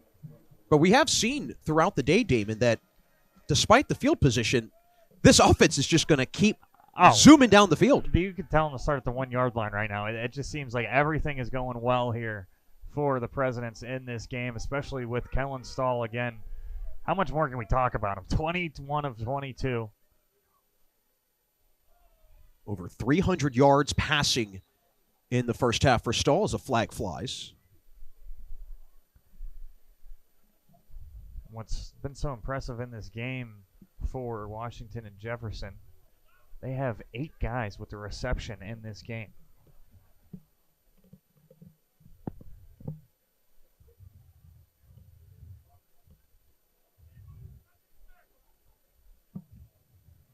We're still trying to decide if this is going to be a false start or a neutral zone infraction. Prior to the snap, the false start on the offense, number 66. It's a 5-yard penalty, First down. It's on Riley McCaw, the sophomore right guard. And I'll defend him. I know there was some movement up front for Waynesburg, but a lot of the times the offense is going to get the false start before they call encroachment. So another penalty hits this W&J team. 8th penalty today. Stall. Caught. McCosco. First down pickup and some. And the all-region pick from a year ago keeps things rolling. He's had 100 or more yards in 2 separate games this season. And what's so impressive is you know what they're going to run. They're running a lot of skinny posts and slants on the outside, but they do such a good job as big wide receivers to use leverage and get open. Kobe DeRosa, the All-PAC honorable mention pick last year with a short gain of about 3. DeRosa was very vocal during the PAC Media Day, saying how he felt that last year, at times, the running game hurt W&J negatively, and he wanted to make sure that he took it upon himself to really get the ground game going from week 1. They have done that, being the 3rd best rushing team in the PAC. Stall connects it, finds Roberto Smith, sets up 3rd down. W&J looking to go to 5-0 in the PAC after dropping the first 2 games of the season, have since ripped off 4 in a row. Looking to stay in first place in the conference after this afternoon. 3rd and 4. Stall steps up, uses the legs. He's got lots of real estate. Wisely slides down. I was going to say, really good job sliding there. We saw him lower the shoulder in the first half. But, young man, you stay healthy. You're having a heck of a game and a heck of a year for W&J. Good job again. I called him not the most mobile. I need to go back on my words here. I mean, he just proved me wrong all day. That was never a slight on you. Just you have an arm that at all times is very dangerous. 19th first down pickup today for W&J. DeRosa again picks his way forward for a few. And if I'm Washington Jefferson, and I know the passing attack is always going to be the number one thing for you, but why not try to get some more run game reps in this second half? Make sure this run game is going to be good going into playoffs in your last 2 PAC games. 2nd and 7. Edwards off the screen. Tries to weave around. And he gains 2 on the play to set up a 3rd and medium for W&J. Again, have done a wonderful job on first down conversions today, or 3rd down conversions in these first down pickups, trying to keep this drive alive and tack on another score. For Waynesburg, it would be a big stop here. You are in no man's land, though, so it's probably 2 down territory for Washington Jefferson. Stall. DiSabato, wide open. Breaks free. A race. Dragged down inside the 10, but the sophomore having a career day here this Saturday in October. Again, I keep talking about it. Stall does a great job. His eyes are always downfield. You'll see nobody's open in the first 3 seconds of this play. Does a good job rolling out to his right. He knows somebody's going to get open on the scramble drill. Good job by DiSabato to be open on the right sideline. Luke Edwards zips inside, down inside the 1. As the Presidents continue to knock at the door and looking to make this a 42-point lead. Team that has carried a 10-game winning streak into today against Waynesburg, looking to make it 11 in a row. Edwards, take 2. 1 ref says touchdown, 1 says down inside the 1. We'll see what the ruling is.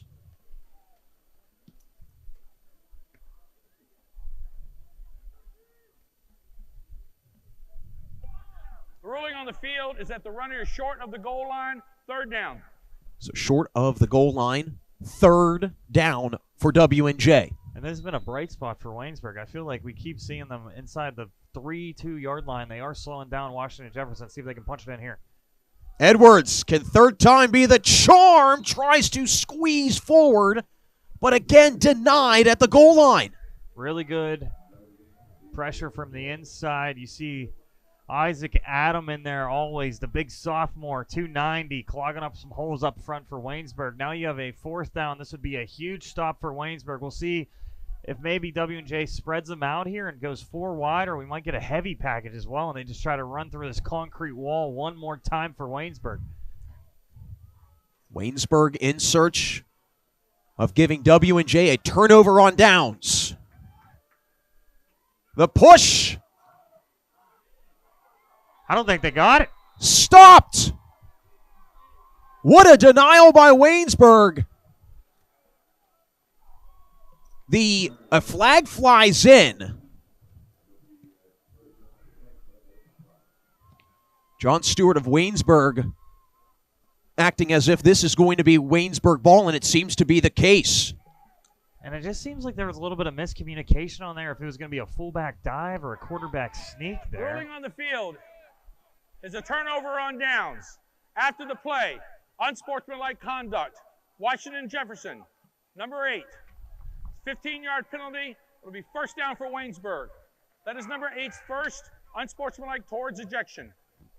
So Kellen Stahl flagged for the unsportsmanlike. So not only does Waynesburg come up with the stop, but then also gifted a couple extra yards on the penalty. And Damon, that's a massive stop for this defense because of the fact that the Yellow Jackets have the second worst red zone defense in the PAC. That is a huge bright spot for the defense. And we talked about it. You might not win this game, but why not get as much good film as you can? Again, I'm really impressed with Isaac Adam in the middle there, and their linebackers, Ewing, Jamison, and Kevin Willis.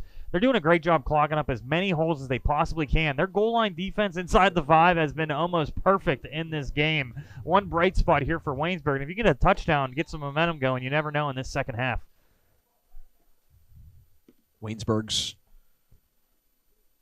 first offensive drive of the second half. And it is quickly stalled. Once again, Aiden Thomas slows down Carson Shriver. We mentioned how Zane Cawley, last year's leading rusher in the conference, was on the 2-deep today as the starting back, but has yet to come in and play. And clearly that has been a big issue offensively for Waynesburg. And we talk about Isaac Adam on one side. You got to give Aiden Thomas a bunch of props. Again, 6'1", 260 up front, but he has a lot of speed right there. You saw the lateral quickness to sniff out that run game right away. Thomas, one of the few returning defensive players that saw a lot of time last year for W&J. Hudson keeps, flings, a big hit.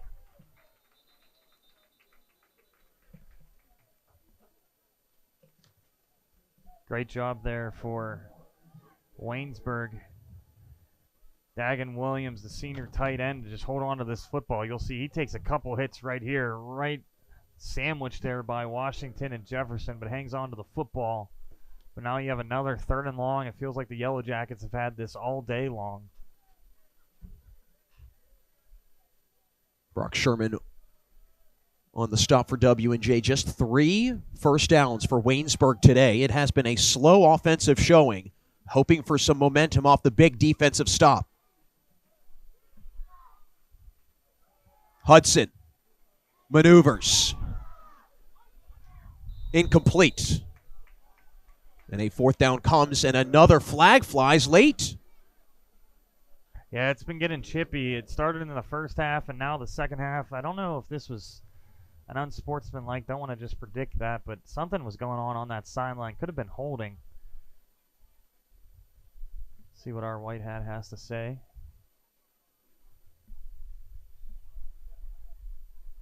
After the play, unsportsmanlike conduct, offense number 2. Oh, it's going to go on the Yellow Jackets this time. Yeah, this game has definitely got a little bit of chippiness going, and now we said they got good field position from an unsportsmanlike penalty. Now they go to the 1-yard line on their own unsportsmanlike penalty, Jack. 1 step forward, 2 steps back. That has been the theme today for the visitors. Started at PAC play 2-0. Have since hit a wall, losing to Allegheny, then Grove City, most recently to Geneva, 62-20. That was a game where Waynesburg, Damon, led 2 separate times, but were unable to move past that. Yep. And I apologize that it is half the distance of the goal, so it was a 7-yard penalty.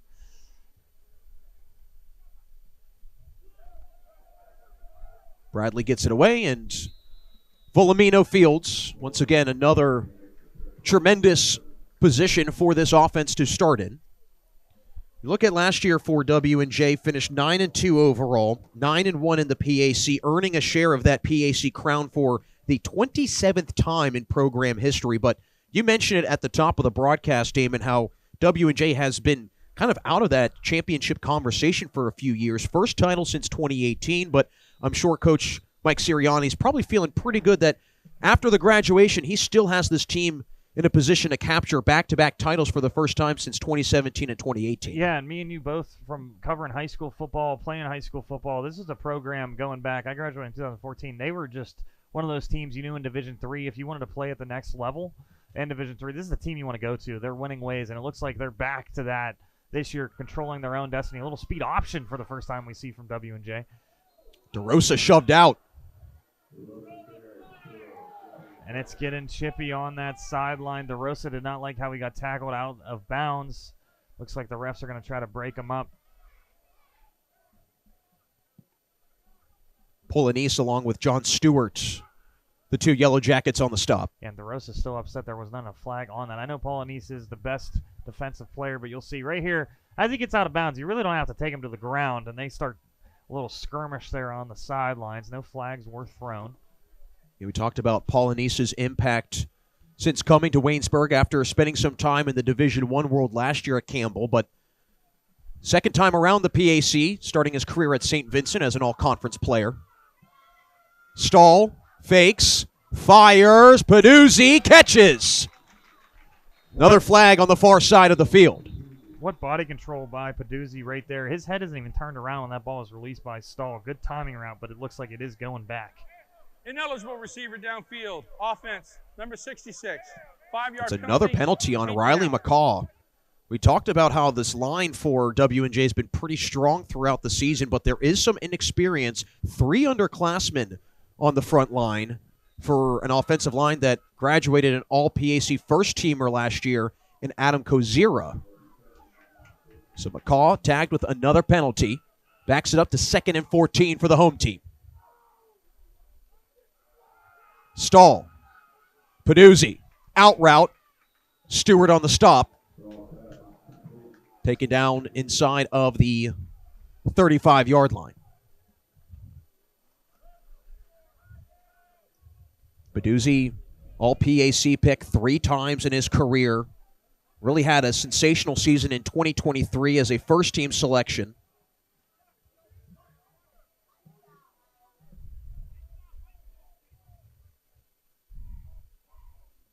W&J looking to move to an unblemished 5-0 in PAC play and keep that foothold in first place. Stahl with time. Thinks about it and swallowed up.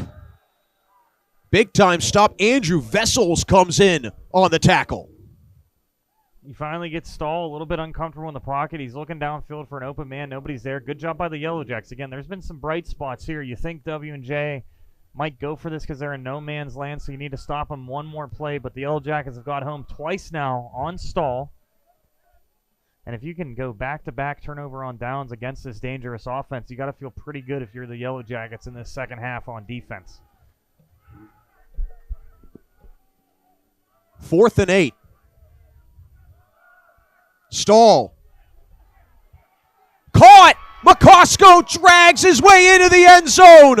A 4th down score, and it's 41 W&J. What a pitch and catch. Again, just put it where your receiver can make a play when you got the big guys on the outside. McCosco then said, I am getting a touchdown. I will drag you into the end zone. What a job by him. We could have said you got mossed a couple times in this game. Watch him high point this football. Gets both hands on it, and then after that, I am not going down. There is no way I'm not scoring here. Reaches the handout. What a touchdown for Washington Jefferson. Now up 41-0. 41-0. Make it 42-0. W&J cruising as we motor ourselves to a brief break. 42-0. W&J trying to keep the momentum rolling here this Saturday afternoon. If you need insurance, you need an agency that's sharp. The Sharp Insurance Agency is an independent agency and distinguish themselves by providing face-to-face customer service and reviewing coverage to provide the best possible value for their clients. Hi, I'm Mike Sharp. Lean on my years of experience in the Pittsburgh area to find you the best insurance coverage, because when insurance companies compete, you win. The Sharp Insurance Agency. Contact us today to have your personal or business insurance professionally reviewed. Another scoring drive for W&J, a fourth down score to make it 42-0 as it's Stahl to McCosco. That has been a sentence uttered numerous times throughout the years, at least with McCosco on the receiving side. And for Kellen Stahl, again, having to take over the reins of the offense left by back-to-back PAC Offensive Player of the Year, Jacob Pugh. And there has been truly no drop-off as Stahl has guided this team to a number one scoring offense. And Waynesburg trying to avoid being shut out here on the road. David McDermott, Jack Ridenauer here with you. As Elijah Jackson nowhere really to work. And Waynesburg once again looking for some answers offensively in what has been truly a uphill battle all afternoon. Yeah, we talk about this Washington Jefferson offense so much, but how about this defense in a game where, again, if you let Waynesburg start off fast, you said they had 2 leads at Geneva at one point, another really good team in Geneva. So Washington Jefferson said, no, we're not going to give them any breathing room in this game, and they would love to pitch a shutout in conference. Waynesburg allowed 35 unanswered points last week to Geneva before getting another touchdown. In jeopardy of a 4th straight loss.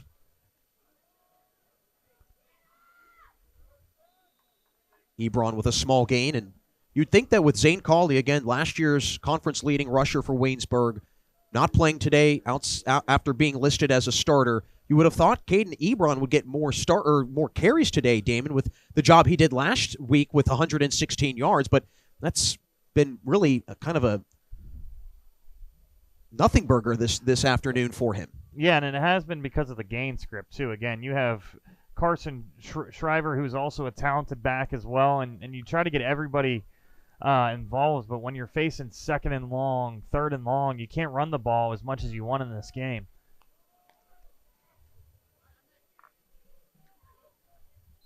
Stewart moves the pile some, sets up a 3rd and short.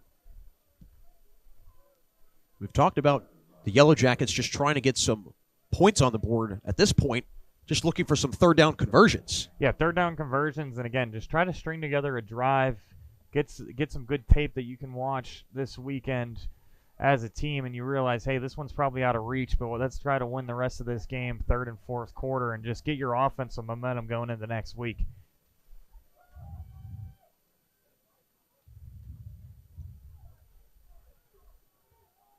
Hudson's pass caught by Trout, and he is cracked hard by Joey Lacey, laying down the boom. Yeah, downhill right there. You try to run a screen. You got 3 receivers over there trying to make some blocks, but when you have a linebacker over there with a full head of steam, what a play to get your nose on the football there for W&J, and it's going to end up being another punt here for the Yellow Jackets. Once again, Volumino back to receive.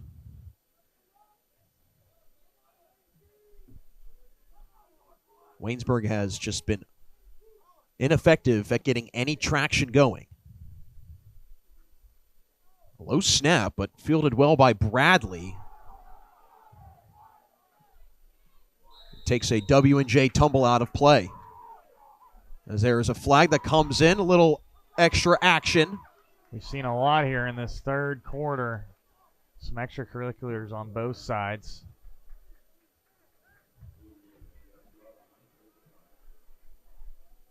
Looks like Jonathan Arnett was one of the Yellow Jackets near the scene of the crime.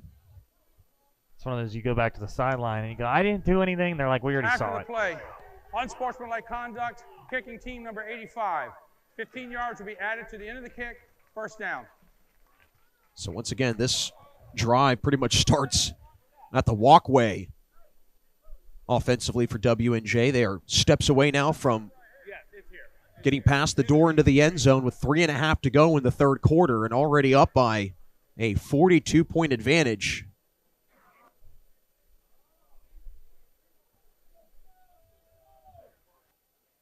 All but 2 drives today for W&J have resulted in a score. The other 2 drives have resulted in turnovers. So that has been an issue for W&J, committing more turnovers than the opponents 3 separate times this year.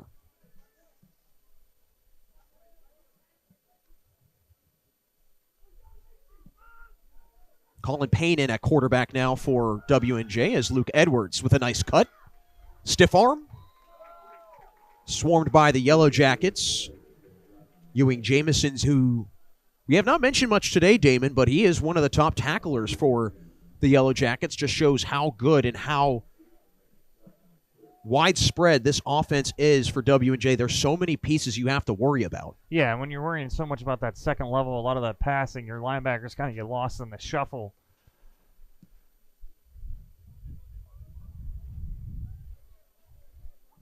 Third game played this year for Payne. Good connection. Luke Goodworth. Check that, Hayden Soroki with the catch as Payne still perfect passing-wise on the year, 9 for 9. Well, you can't let the QBR go down for your overall team right now as you earned astronomical numbers. Well, Kellen Stahl would have something to say about that one, Damon. A 277.8 QBR. Caught. Quick cut. Conti. Short of the first down marker. And what's exciting now, if you're with us still on the broadcast, you get a lot of guys in now that get a little bit of experience playing college football for the first time at any level. You remember your first high school game. You remember your first college game. You get some valuable snaps in this game as well. And if you can score a touchdown, you don't care what the score is. I mean, you're so excited. So, again, W&J got some inexperienced guys in right now that are going to learn a lot.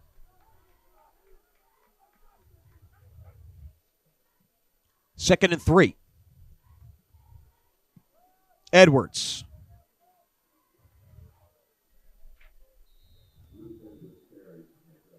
Another small gain.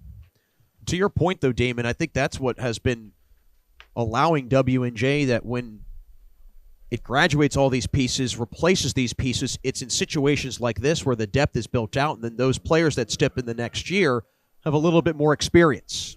As Edwards, again, stopped, but past the line again, so a first down pickup for the Presidents. You just get some valuable experience as you get to play some college snaps because, again, the speed's different at every single level, and these guys with some of these games they played this year, they definitely have got some of these guys in early and often. But, again, all these are valuable snaps for some underclassmen and maybe some upperclassmen that don't get in as much. Edwards slips forward inside of a minute. Edwards, earlier this season high 7 carries for 48 yards.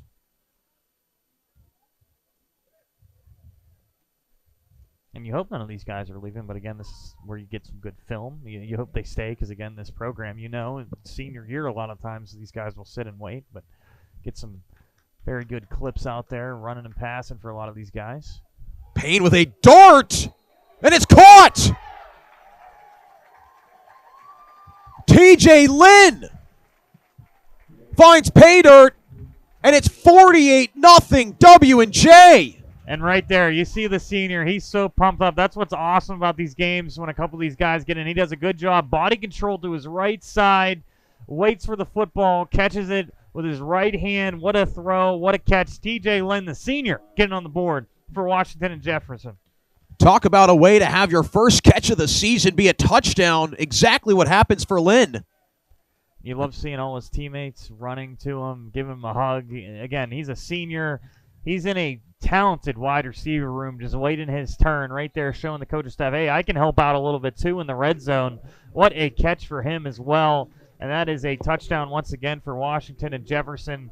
What a throw. The passing attack in this game has been almost perfect. 1 incompletion. You have 5 passing touchdowns. What a day in the office so far for this offense. Got to be super pumped up for the senior TJ Lynn. And Kellen Stahl, presumably his afternoon done, but what a stat line the starting quarterback put up today for W&J. 27 of 28, 408 yards, 5 touchdowns, and not a single interception. This is his 5th multi-touchdown game of the year. And, you know, Damon, I'm going to give you credit because you had mentioned how he was not much of a rushing threat coming into the day. I mean, 120 yards on the ground as a quarterback over 6-7 games. Nothing astronomical, nothing that jumps off the page, but he has been fantastic on the ground. 5 carries, 18 yards gained, a gain of 11 as the longest. So he does have the ability at times when needed. And again, it's college. Everybody knows that you're watching probably, but the sacks count against your yards too. So today, he did take 2 sacks. You still have 18 yards, and he did a great job. He's always extending the play, and what he does best is his eyes are always downfield. He's not going to run until he absolutely has to because he knows all the playmakers he has on offense. But again, when he has his legs going too, I just don't know how you stop this offense. They have been so impressive in this game. I told Jack I got to see him earlier in the year at Grove City, and it seems like every week they are just getting better and better. Isaac Trout accelerates. And with 17 seconds remaining, might be time for 1, maybe 2 plays. Either way, for Waynesburg, that 3rd win of the year will be elusive for them, at least after today. Sitting at 2-5 overall, 2-3 in conference.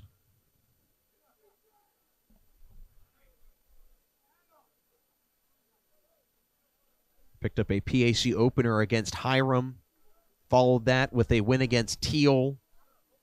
They're sitting there thinking, hey, 2-0 in PAC play, but since then have hit a wall. Shriver gets the handoff. And that should take us to the 4th quarter. W&J firing on all cylinders. There has really been little to critique about the home team. A 49-0 lead as we go to the 4th. Presidents wrapping it up and trying to get to a 5-0 start right here in Washington.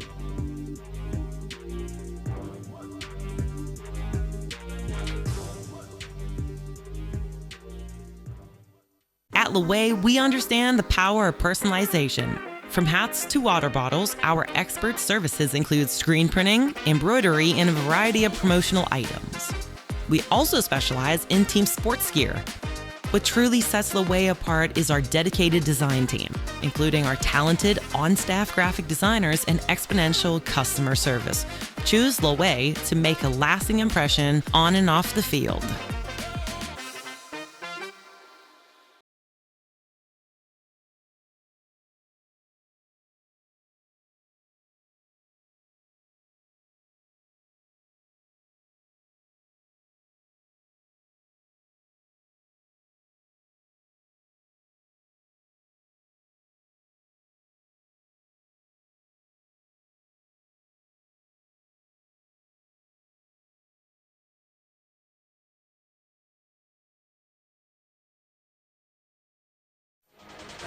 W&J can do no wrong this Saturday, up 49-0 after a 56-10 beatdown last week against St. Vincent. You go back 2 games prior, took down Hiram 70-13. As we get ready for 4th quarter action, W&J 15 minutes away from going to 5-0 and staying in 1st place in the PAC. Damon McDermott, Jack Ridenauer here with you on the PAC Digital Network. Hudson off the play action. Unloads, jump ball! I thought he had the catch, but they are going to call it incomplete. Incomplete! And hey, when we get a second here to shout out the defensive backs after this replay right here. Again, I thought it was a completion. Thought he survived the catch. But right here you'll see, I think, a little bit of a juggle, then a great job to keep attacking the hands. See, to me, he's down, but they're just going back and forth. And I wanted to touch on this. You talked about Jacob Hugh. He is an intern assistant coach of the defensive backs. So you played star quarterback for all those years, and now you are on the defensive side of the ball, learning everything you can. I've heard he's one of the smartest quarterbacks they've had here. So going on the defensive side and being a coach. Williams on the crossing route. That last pass attempt went to Tyler Richmond. Damon, that was the first time, at least in my memory today, that Richmond, the all-PAC receiver from last year, has been targeted today. Yeah, he's been getting a lot of extra, I would say, attention, and they're making sure to limit his playmaking ability in this game. I know he's upset he didn't come down with that, but great job from the defensive backfield to just attack those hands and not let him go anywhere with that football. Now with 4th and 4 here for Waynesburg, and they are going to punt this football away.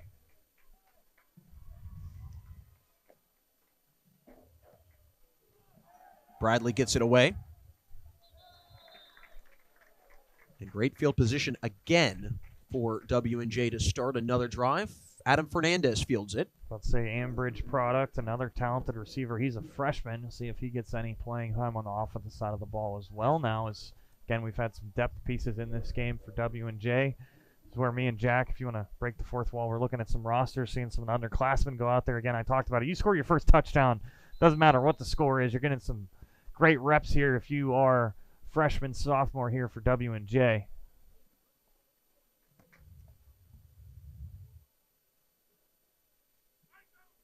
Colin Payne at the controls offensively.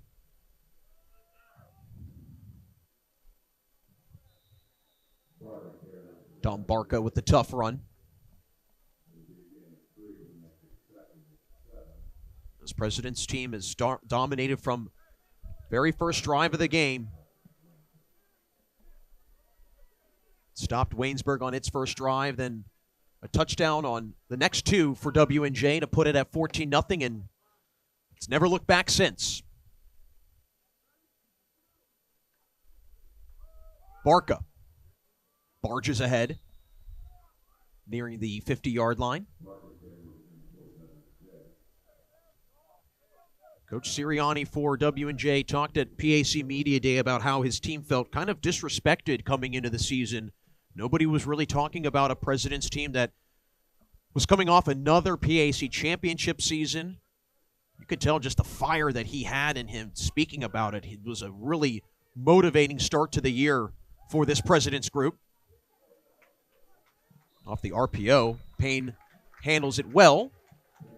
And he finds Ethan Wertman, a sophomore receiver. So, Damon, to your point, some of the youth, again, getting some good, valuable time here in what is turning into a little garbage time. It has been. And then you have Don Barca back there, a senior on this team that's been one of the leaders. He's from Norwin High School after their big win last night, so he's probably pretty pumped up about that.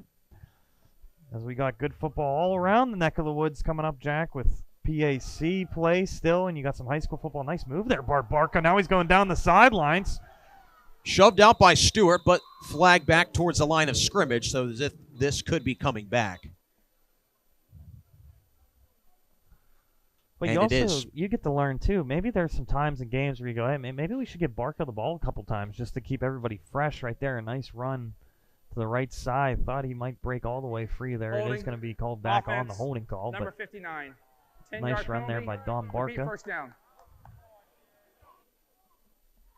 Out of players that have played 4 more games on the team this year, Barca does sit in 3rd place in yards per carry. Does have a touchdown this season as well, so certainly a capable back. And again, there's so much depth on this team, though. There's a lot of these guys, they stick around. They could probably be playing in another program right now in Division III and be starting. So you'll get encroachment there by Waynesburg.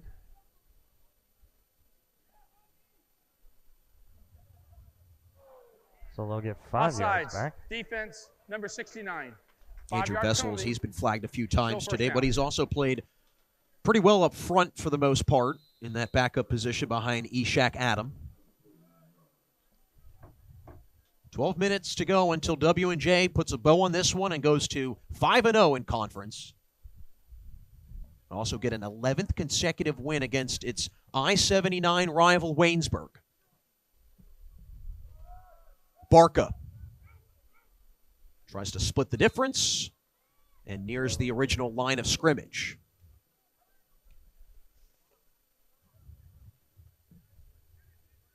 Well, looking ahead for this W&J team, Case Western Reserve after today, then Geneva, and then Teal to wrap up the season. That game against Geneva, certainly one to circle. You got to circle that one. Again, that's one of those teams that they could end up tying with if Geneva can win that game, and we've heard some great things coming out of Geneva. They've been on the PAC network a couple times and our network, and they've been very impressive.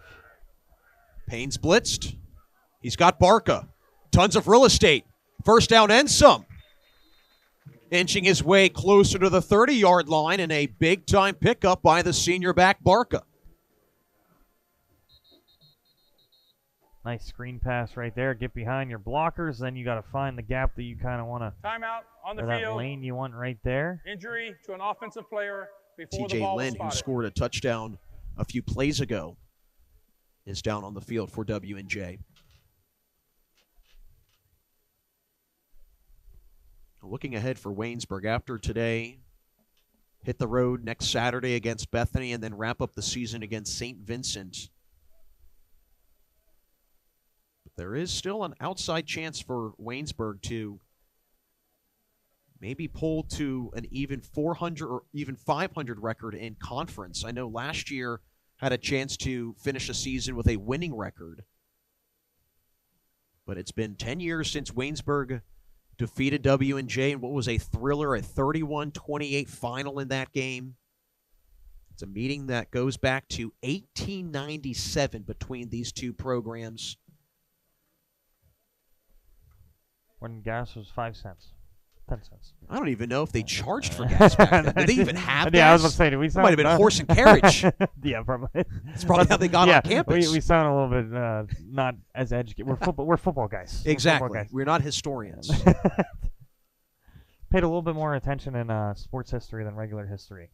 I think it really speaks volume, though, to just the historical significance of President's Athletic Conference football. You talked about the significance and the historic significance of W&J as a program. Waynesburg, though, again, a team that is, you go back to the 1920s, and I believe Waynesburg is the one of two first teams to have a college football game broadcasted on live national television. So that is just how deeply entrenched Waynesburg is in football history. And it's one of those programs, too. We talk a lot about how they've been on live TV so early, and I know they do a great job when they are broadcasting their games, too, and they love being a part of the PAC and the history. It's just trying to get this football program. They talked about it last year, almost 500 record. This year you start 2-0. You think this might be the year for Waynesburg. This game hasn't gone as you would like, but you talked about they could win 2 more, go 4-4 in conference. And again, we root for all of these PAC teams for making an interesting conference. It's been so exciting to see a team like Grove City, a team that a lot of people for a while, they wouldn't mind me saying this, was a doormat in the conference, and then they ended up having a couple really great years, and they're still a really good team. I can think along the lines, Westminster for a long time wasn't a great team, and then they had those 2 really good years where they won the conference. So again, we love parity. Right now, it just seems like W&J is back dominating the PAC this year. Barca bounces, gets past the 30. I think it's going to be the Don Marcus show for a little bit here, I would say. You give the senior some carries. Again, he's been electric when he's in there, and I know he's excited to get some valuable reps as well. Really, between DeRosa, Sharp, then you got the RB3 on the depth chart, Luke Edwards, and then Barca, you have 4 legitimate options that you can go to. An abundance of riches in the backfield. Barca can't shed free of Paulinese, who has been the lone bright spot defensively today for Waynesburg. And props to him for still being in this game, still making plays. He was making plays all day. It's just that's one guy on your defense. He can't be everywhere at all times. He's been getting some extra attention as well, but really love his game. He's been in the backfield a ton. He's very chippy, I'd say that too. He's always talking smack to the other team, but really like how he plays the game. Going to be one of the leaders for Waynesburg going into next year as well. Cam Mulvaney has come in the running back position for W&J. Quickly gets a carry, gashes his way forward, twists down, gets to the 15-yard line, another first down pickup, and another red zone trip for W&J. And another senior on this team. You'd think they're waiting for their time to get in the game. Love seeing him get a carry there, and then a good carry by him as well. Another injured Yellow Jacket on the field. Timeout on the field for injury to a defensive prior to the ball being spotted. Jerron Hale down. Looks like he's going to be okay. He gets helped up right away.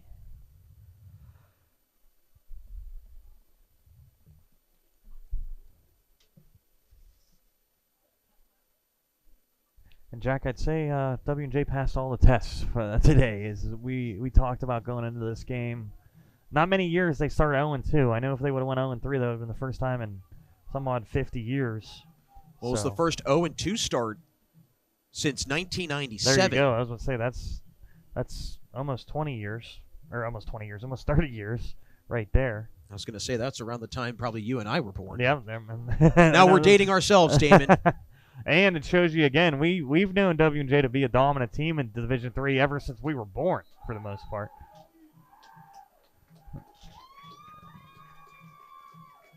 We got some fanfare for. Looks like Joey Poore is getting a round of applause for heading out offensively. But yeah, W&J certainly cruising its way to another historic season. We'll stay perfect after this afternoon in conference play and stay in first place, one game ahead of Geneva, who's lurking in the background, setting up. Big game. It'll be a very big game in a couple weeks between those two. Mulvaney surveys. He's got space. What a move! Springs forward. Touchdown, W&J. Another senior that earned his stripes gets a touchdown for W&J. Good job by Mulvaney right there. Bounces off a couple tacklers, showing there is depth all over the field for W&J. What a run for the senior running back right here. You thought he was going to be down at the 5-yard line. Bounces off a tackle right there. Little spin move. Then you lower the shoulder, get into the end zone. What a touchdown for Mulvaney. Third score of the season for Mulvaney. Quickly pulls him into a tie for fourth on the team in rushing touchdowns in just his fourth game played this season.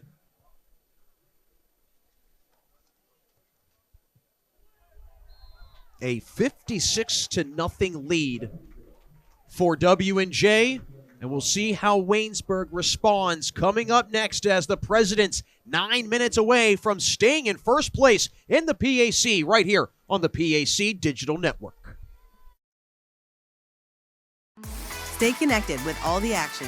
Follow JRM Sports on X, Instagram, and YouTube. Get the latest highlights, exclusive content, and behind-the-scenes moments from your favorite sports.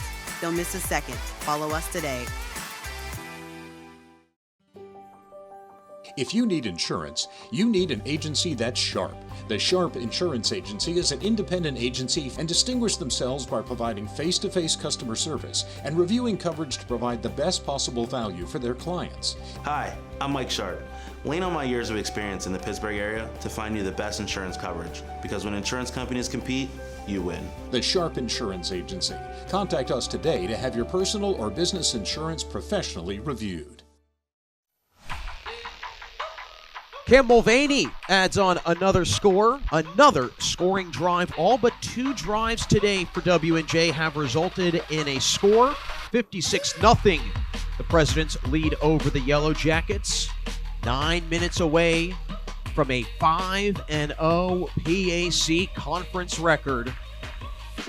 Damon McDermott, Jack Ridenauer here with you. Presidents going for a second consecutive PAC crown after earning a share of it last year. What I just mentioned to you on break, it is amazing to me the depth that W&J has. Trout finds a seam, squirms forward beyond the 30. But the depth that they have, you got seniors running loose here in the fourth quarter. You talk about Mulvaney, he might be on a team, he would be a starting running back, and he's getting this game late Nice play by him to get in the end zone. And it is amazing to me what Coach Sirianni has built and what he has reloaded here for the Presidents.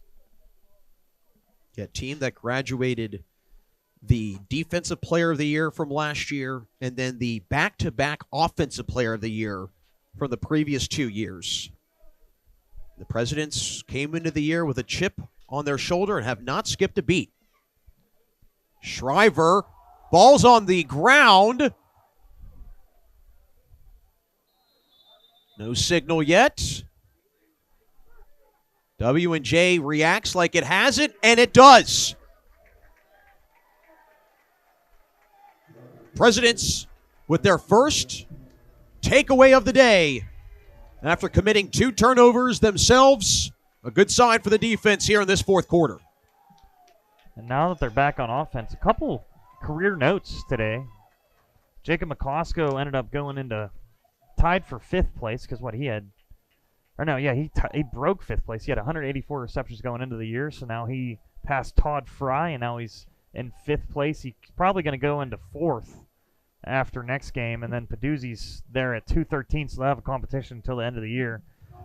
Peduzzi's also 2nd all-time in career receiving yards, and then touchdown, Peduzzi's number 2.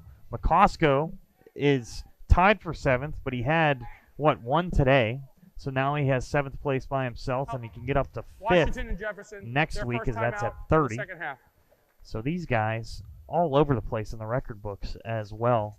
McCosco is also about 150 yards short of being number 5, so I'm sorry, Todd Fry, if you were watching, or any family members of Todd Fry from 1999 to 2002, but McCosco is jumping up in the record books all over in this game. He could be over in the President Alumni booth over here when we were walking through during halftime, going to the bathroom. Great little setup for the Alumni Club here at Washington and Jefferson. But to add on to the milestone numbers you mentioned, Damon, for Kellen Stahl, a season-high 408 yards. He previously chucked for 338 in the season opener against Utica. Now his 4th time eclipsing 300 yards this season for, again, a player that spent the last 2 years watching the PAC Offensive Player of the Year dice up defenses.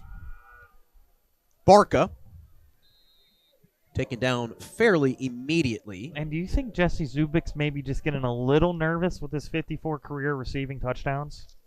What, Peduzzi had 1 today? He had 1, so he's at 46 now. You got, 2 guaranteed games left, right?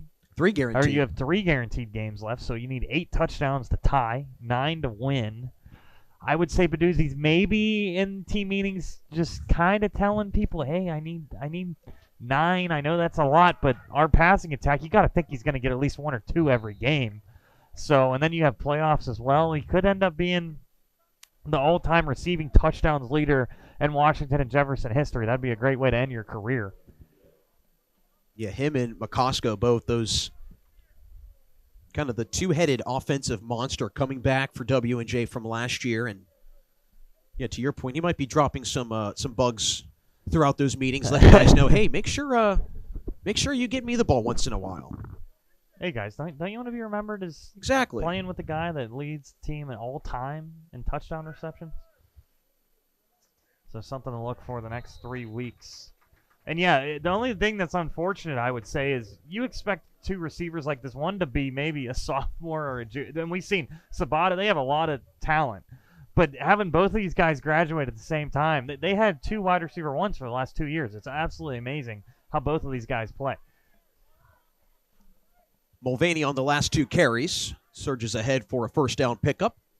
7 minutes to go until W&J wraps up what will be a 5th straight win. Mulvaney charges forward. And a gain of 9 on first down. And I would say Kellen Stahl, this was, hard to believe, sorry if you said it, Jack, but this is his first game with over 3 passing touchdowns. There wasn't a game this year that he had. Because, again, remember the red zone, a lot of times they run the ball in. Mm-hmm. So he gets 3 passing touchdowns on the day, or he ended with 5. So just shatter that record of your 2 this year. W&J with the most red zone touchdowns this season in the PAC.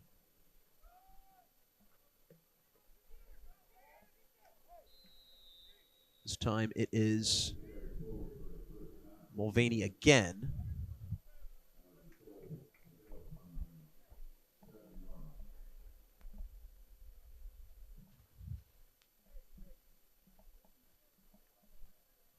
Trying to look at some other records here while we have time. Dante DeRobio had an interception today, so he's at 6 now.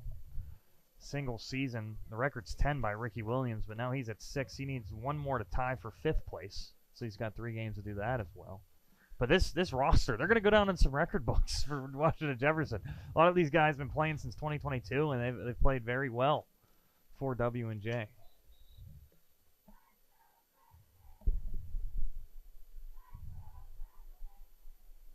Sean Sellinger is in at running back. I should correct myself, not Cam Mulvaney. But yeah, you mentioned about the defensive secondary, and that's a part of the game for W&J we didn't get to today because, again, wasn't really tested much. This is a secondary that has some of the most interceptions across the board in all of Division III college football. Also, did we just see a knee on first down? We could have. That's what we just saw, and they're going to go. I was looking at notes. Yeah, it looks to be the case. It is Trey Holzman, the senior quarterback, who's in kneeling. Well, at this point, 56-0. I think the point has been made. I don't know if you need to drive the stake in the ground further. I wanted to make sure it was something going on. I was like, is there a 5-minute runoff? Or again, we try to know every single role, but when you haven't done a Division III game here before and you don't see many 56-0 games, I was like, wait a minute, what's going on here? But looks like they're not going to score again in this game.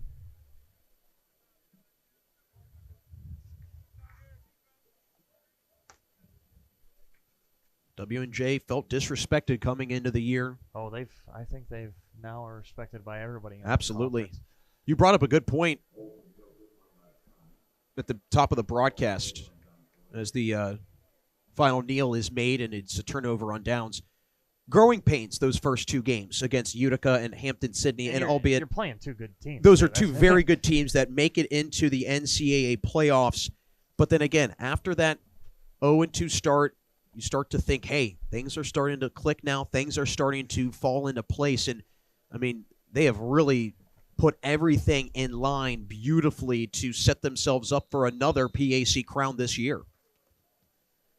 So Waynesburg brings the offense back out. Less than 4 minutes till this one's wrapped up. Good strong run on first down for a gain of about 8. And a flag comes in after the fact.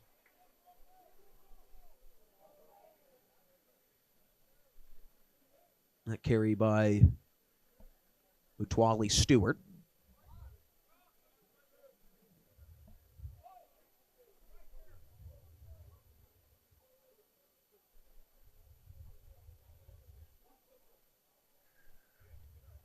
There's no foul on the play for unnecessary roughness. 2nd down. So they call the flag back. Well, diving further into the series history between these two, W&J heading for a 49th win all-time against Waynesburg. Last time Waynesburg won here in Washington, it was a 42-12 win back on October 30th, 1954.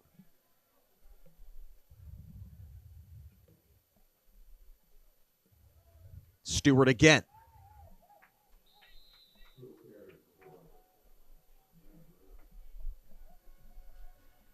For Waynesburg, you have to wait 1 more year again. That's going to be the 11th straight win. And we talked about the series history. W&J has dominated this one. But if you look at everyone they played against, we touched on earlier, I mean, W&J's just been that team.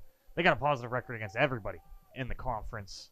And it looks like this year, unless Geneva can make some noise, it might be an undefeated year for Washington Jefferson back in the PAC.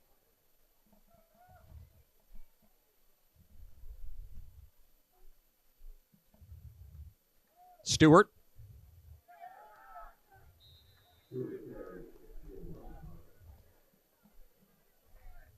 Two and a half to go.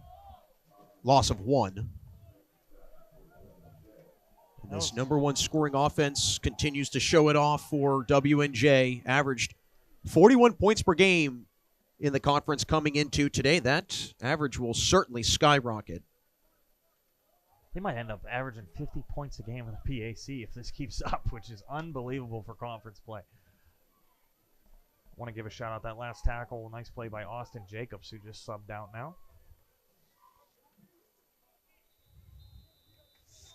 There's going to be our 2-minute timeout as well.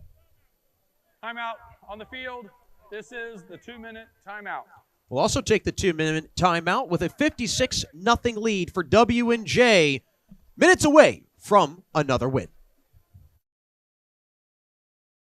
At Laway, we understand the power of personalization. From hats to water bottles, our expert services include screen printing, embroidery, and a variety of promotional items. We also specialize in team sports gear. What truly sets Laway apart is our dedicated design team, including our talented on-staff graphic designers and exponential customer service. Choose Laway to make a lasting impression on and off the field.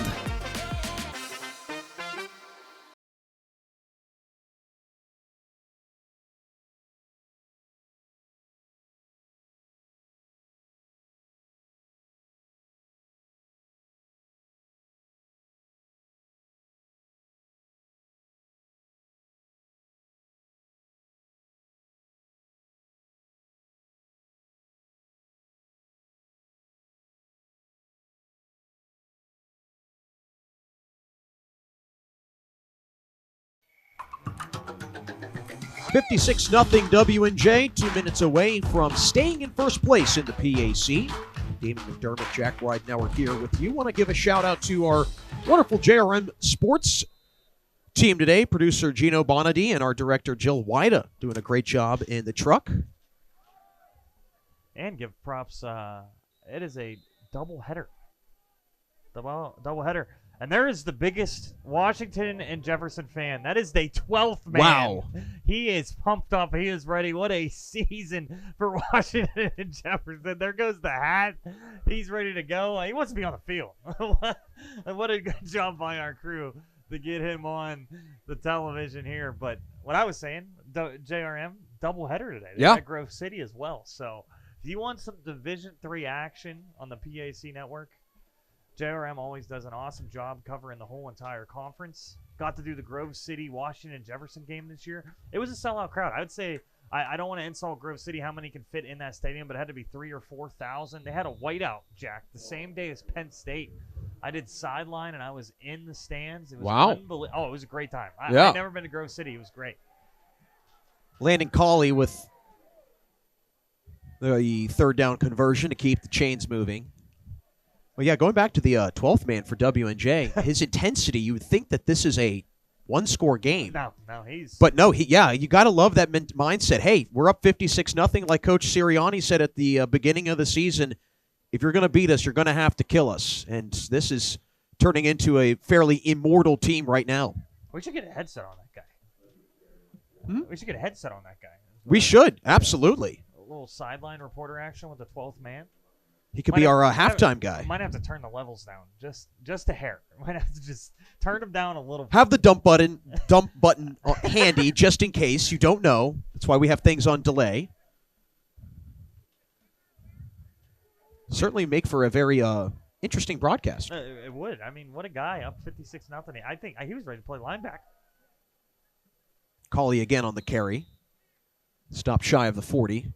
Final few seconds wind down, and W&J, a wire-to-wire win. A dominant performance here at home, 56-0. The Presidents stay perfect in PAC, stay in first place, and grab a 5th consecutive win. And Damon, again, you said it when we were on break earlier, domination would sum today up. Yeah, I mean, you just passed every test. This was a game, some people call it a trap game at home. You might be looking past a team like Waynesburg. But again, they had 2 leads on Geneva. But Kellen Stahl did everything right in this game in the first half. He was 21 for 22 with 4 touchdowns. Ends the day with 5 touchdowns. Again, we saw the stars we always do with Faduzzi, with Magosco, and then Sabato in the game as well with that one-handed snag. You'll see a couple of the highlights here. I mean, everything just went right today for the Presidents. You saw right there Peduzzi with a nice touchdown. You get DeRosa on the board as well. But, Jack, every single time W&J had a challenge today, they absolutely passed every single test. What a performance for W&J that now runs 5-0 in the PAC.